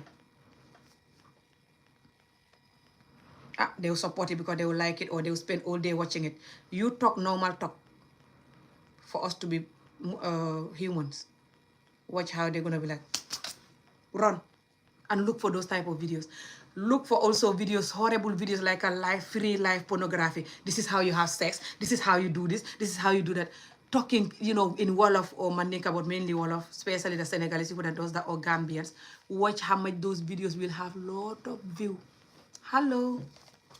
You go to videos where you have to learn dignity and avoid having sex with the wrong people and avoid alcohol, drugs, addiction, know our word, don't bleach our skin, eat healthy. They're like, you're mad. You're mad. You talk a lot. You're mad. Telling people what to do. No, get out of here. Go get married. You're mad. You're depressed. That's our people. I have to go. Good night. But I want you guys to know that this is for all of us. This suffering and injustice and madness and unaliving children, women. Either you unalive them now like this or you unalive them emotionally. Is in us and we're doing it to us too. But I condemn how it's happening to you guys. But this last 2 years, lot of Gambians been unalive. Women. Like I told you, that video that you saw I did not long ago, this morning, about the AA women that are unalive, 3 of them, that I put in that video, their pictures, you will see it. I put one picture of Gambian woman that is unalive by a Senegalese man, recently, not long ago. Do you know how many Gambian women have been unalive? One of the Gambian women that my organization, went and see and visit and support in the hospital. And I have to go there again. But my organization don't have money right now. I'm waiting till I have some donation. And I will send my team there again. Her name is Ami.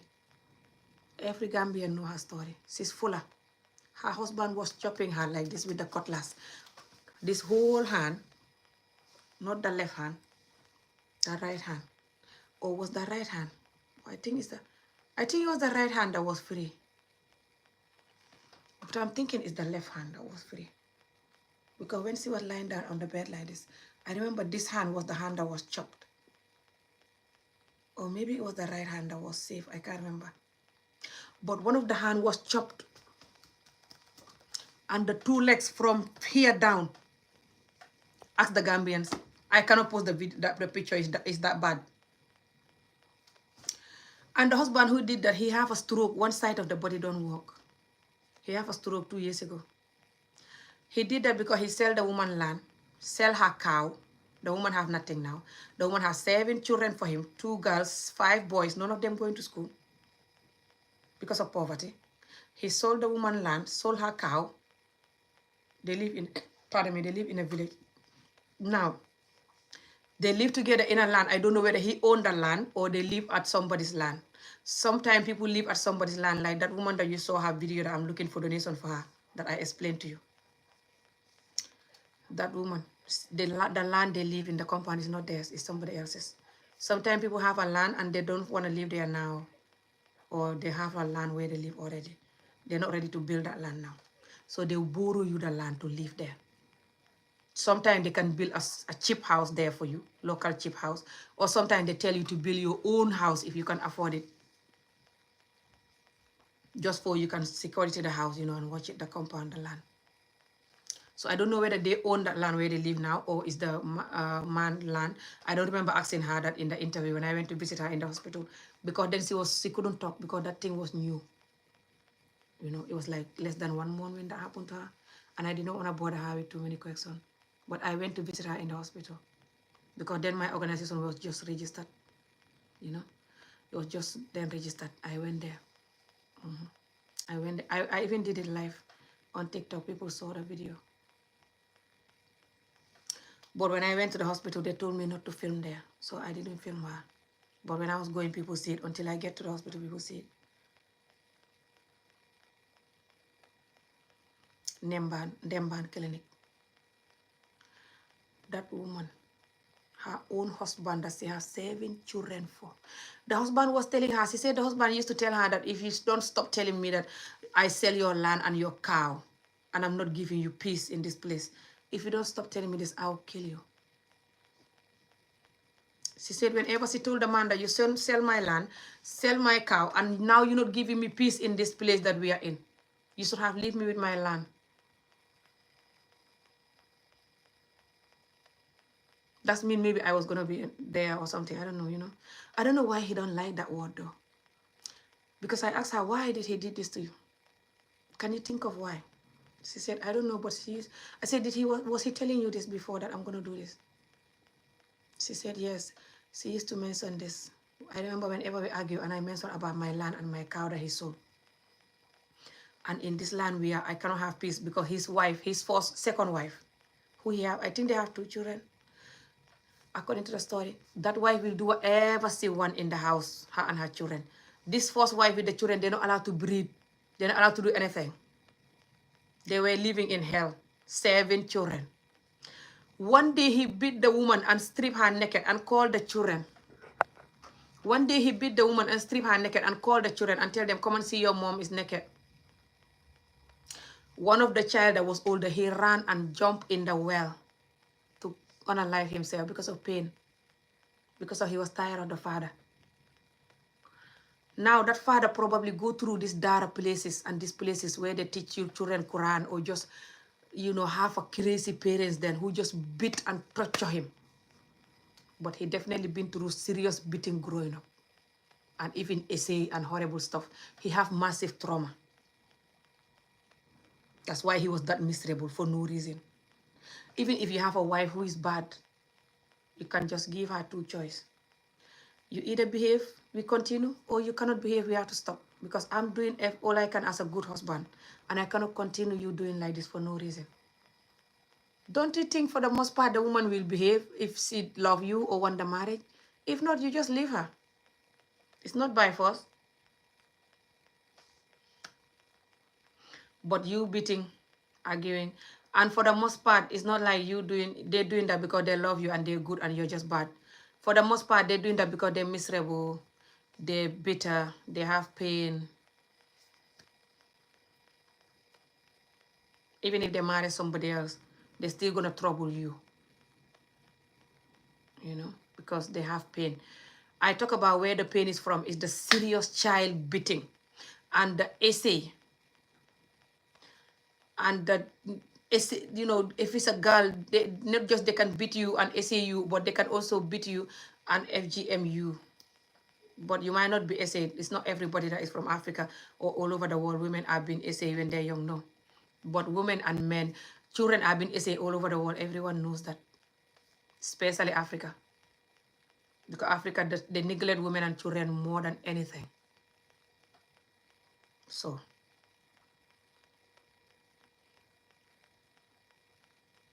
recently I did a video today, small video for Senegal. Senegal, they have these young children that are girls that are dancing like this. Anyway, guys, I have to go. The phone is not charged. They're dancing like this with the becho. The phone is not charged, but I'm not going to charge it. I have to go. The becho is this small, short, sexy wrapper that they wear. People wear it for their husbands, though, and it's for adults to wear it. They're putting this on children in Senegal. I make a small video about it, and I post it here. You will see it on the stories here. I made one English one and one Wolof one.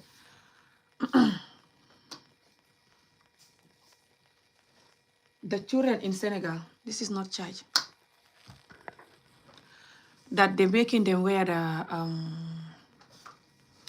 the becho, like a sexy woman with her husband at night, those short sexy wear. And they're dancing. They have an event where the children do competition dancing, other children watching, and the adults watching. More adults than the children watching. Children as young as 6, 7, 9, 10. Girls dancing, shaking their bum with that short, sexy becho.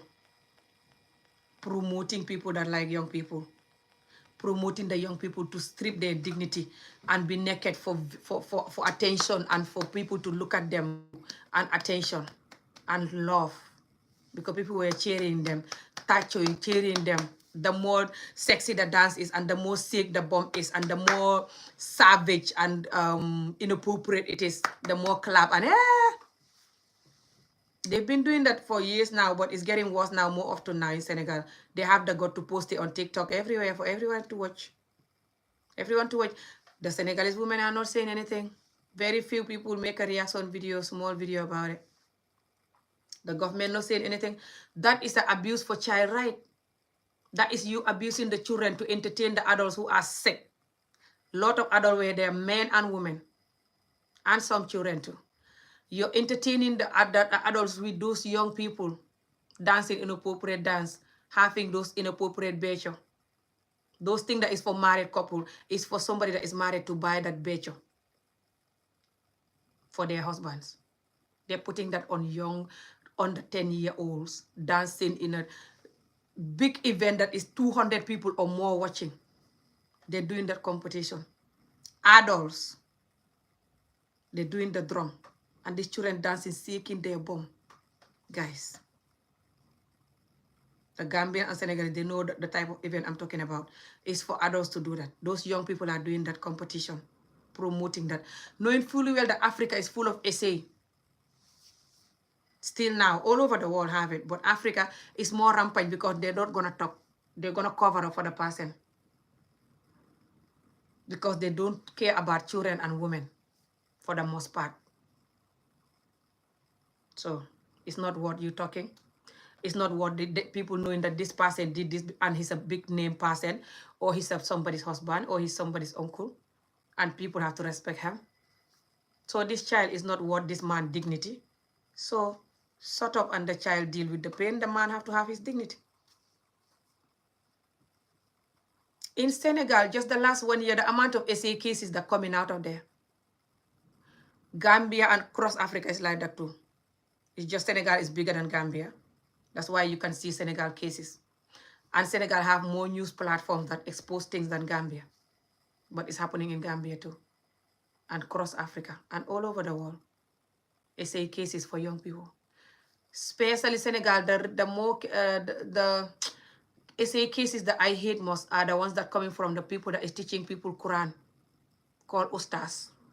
Those Ustaz that are supposed to teach you how to learn about Quran and Allah. They say the children, one of them, have a bed with the two mattresses, have a room with the two mattresses. Here a group of girls, here a group of boys. In the middle, the praying mat with the Holy Quran book. When he's essaying anyone he like from this group, he bring them in the middle and tell them to read the Quran when he's essaying them and the other ones watch. When he finishes, he will tell the group of children to essay each other and he will watch. And he will essay anyone he like, boy or girl. The ustaz that is teaching them Quran. That's the recent case that I last talked about.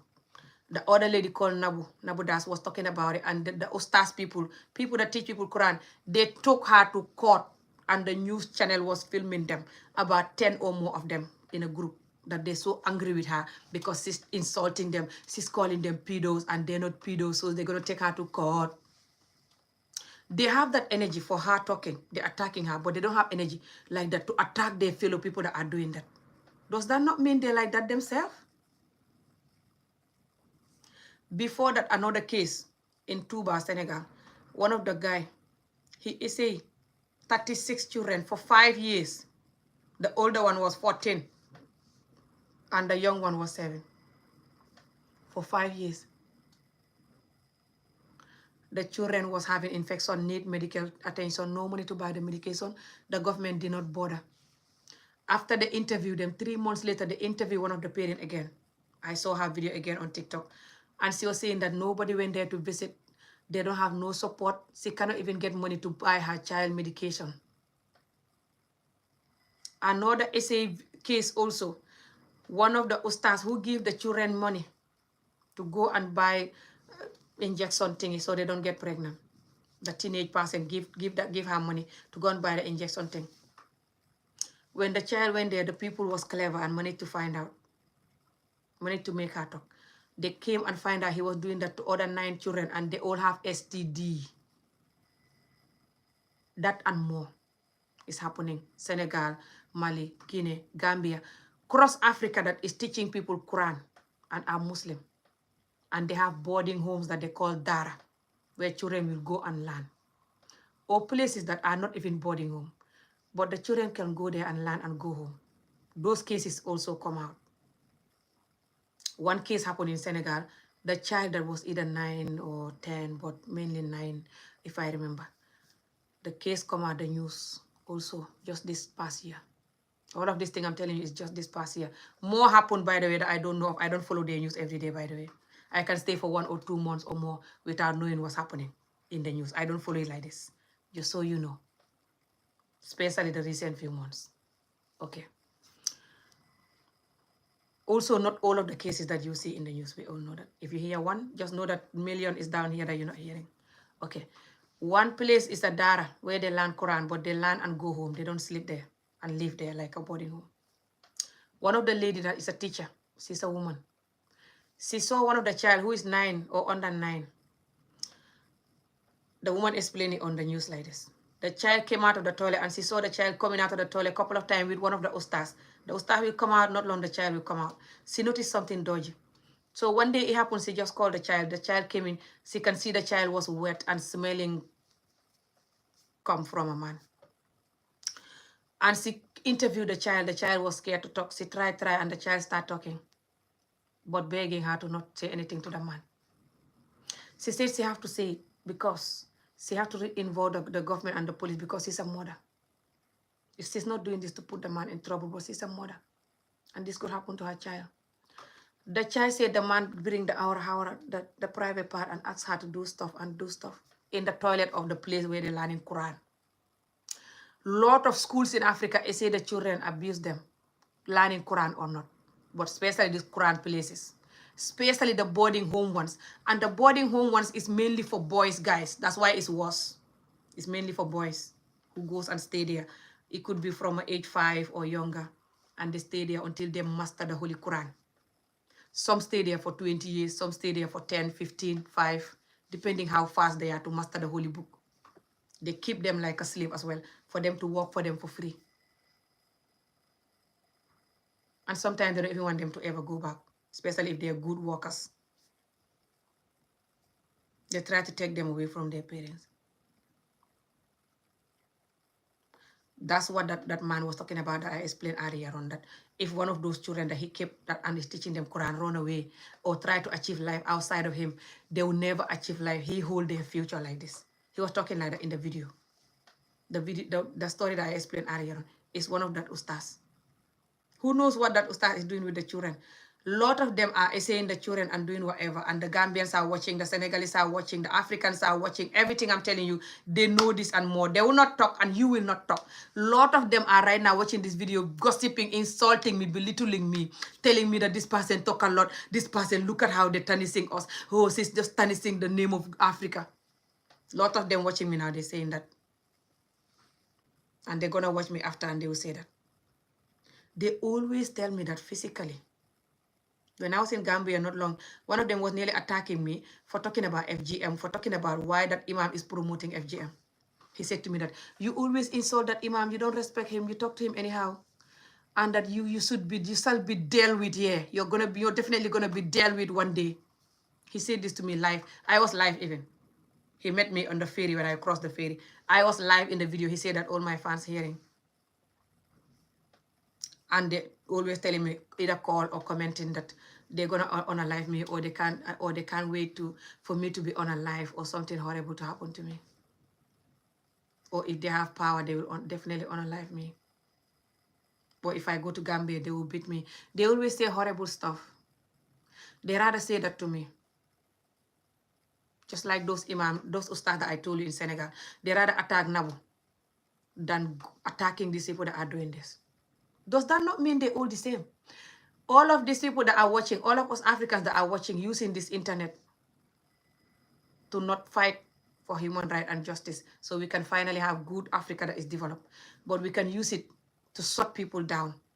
Use it to watch bad videos, insulting videos, inappropriate video, drama, fight video, or just go and watch some Netflix. But you will not use this internet like everyone else to fight for justice and human rights. Why we are the way we are, that we have to run and come abroad because we can't have peace. We cannot fight for that. This is the only reason why we cannot have good government, because of all of this I explained.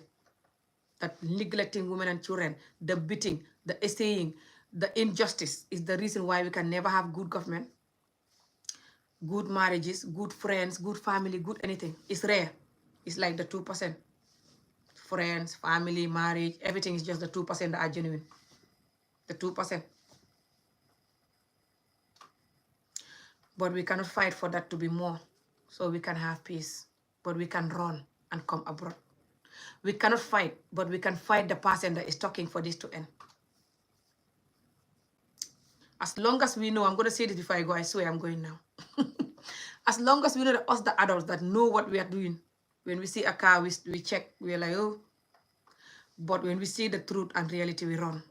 As long as we know that we're going to have karma, anyone that is unalive unnecessarily, because you teach them violence, beating them, torturing them, giving them injustice when they're young, and nobody will talk. Normalizing the injustice and the madness. Anyone that is unalive, people that are unalive in themselves. Gambia, not long, one young man unalive himself, saying that he just don't have hope in life. He's not happy. And he's too poor and tired of life, blah, blah. A lot of people unalive themselves here and Africa and everywhere. It's nothing to do with your poor. Why he unalive himself? I'm not calling it blah, blah, like unalive is nothing. I know it's something. But why he unalive himself is like those Africans that I explained to you earlier on that are going to Gambia to do like they're going to some beauty competition, to dress anyhow and behave in anyhow. And when they go into a party, even program, they have to dress anyhow and behave anyhow. So the poor people can think that they're rich, and they most of the time don't have nothing. And they look down the poor and bully them, even if they're their family, to make them hate their life and hate themselves. So they can force to have money to unalive people, or just go and break into their home to grab whatever, or try to come in the desert, trying to come to Italy with the desert, if they die, that's fine. If they escape, that's fine. Or trying to force to marry someone they don't love for opportunity. Doesn't matter the person is in Africa or the person is from abroad. They're still going to try to marry even if you're in Africa and you have money. They will try to marry even if they don't love you for the most part. But know that it's not everyone that want to marry you that don't love you, even if you have money. Please understand that people can love you too. But again, the 2%. All over the world. The 2% are the genuine people, I think, all over the world. Just like I said earlier on. I believe the 2% of the white people, they really do love us and see us as human. Behind the camera. When they're alone. Genuinely. I hope so. That the 2% see us like people. See other race like people. They're not racist, especially black people. It's not easy to be a kind, nice person. Especially when you come from a society that torture children, neglect them. Teach you how to neglect yourself and others. Teach you how to give pain. They're teaching you that. They're forcing you to be like that. If little thing is harsh punishment, shouting, insulting. When you see them slapping children, billahi wallahi talla, you think these people are on drug.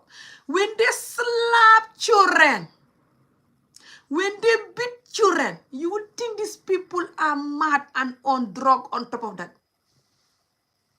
Because they're raging with pain and trauma and injustice. A lot of them are in bad marriages.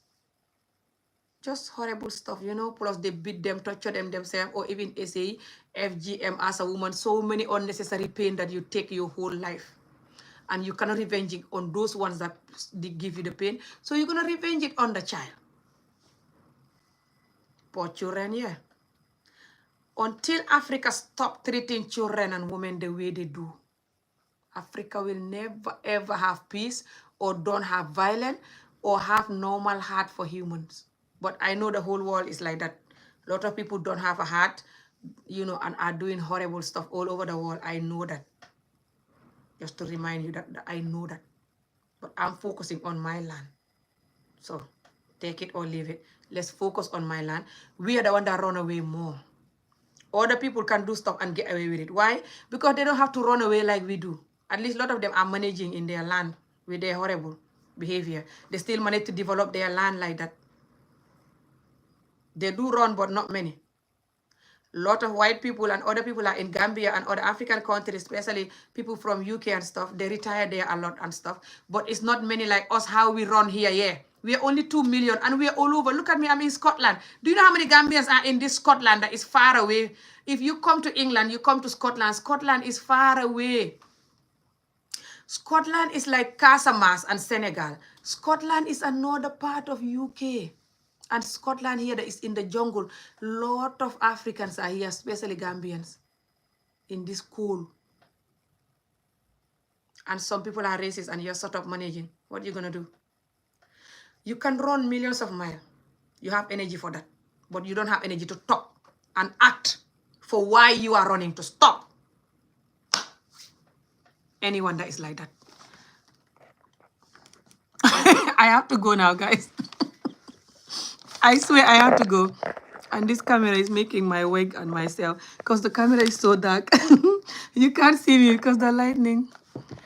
Only God knows what is making my color.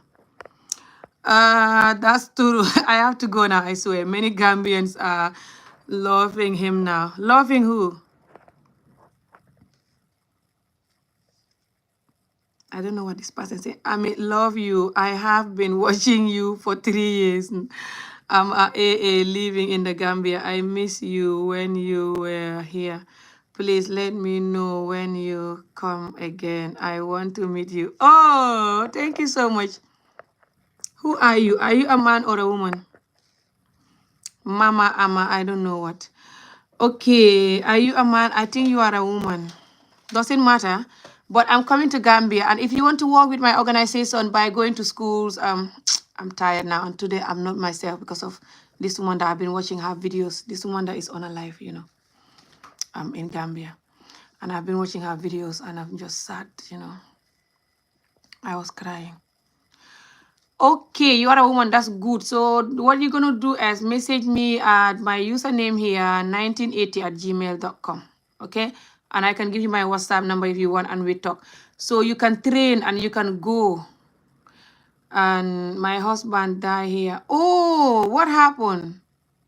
Was it just normal or did anything happen? I am so sorry about that. I am a man. Yes, Tony Africa. I think I recognize that name. What was I saying? So when you email me, because I want to come to Gambia again in the next few months. I don't know when I'm going to have holiday again because now I'm in college. You know, but this course is finishing just before August. But I don't know whether I'll be able to travel now. But I want to come to Basque, if possible.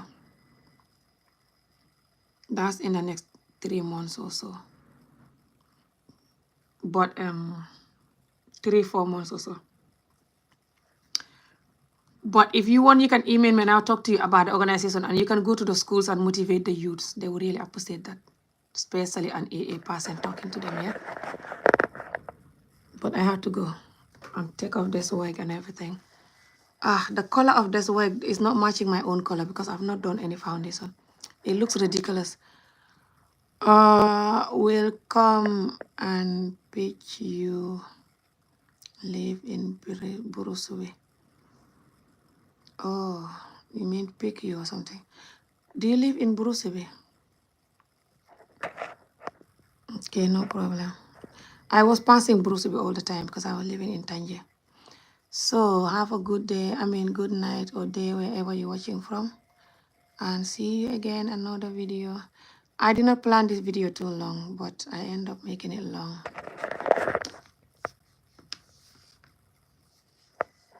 And it's so dark, like you can't even see me.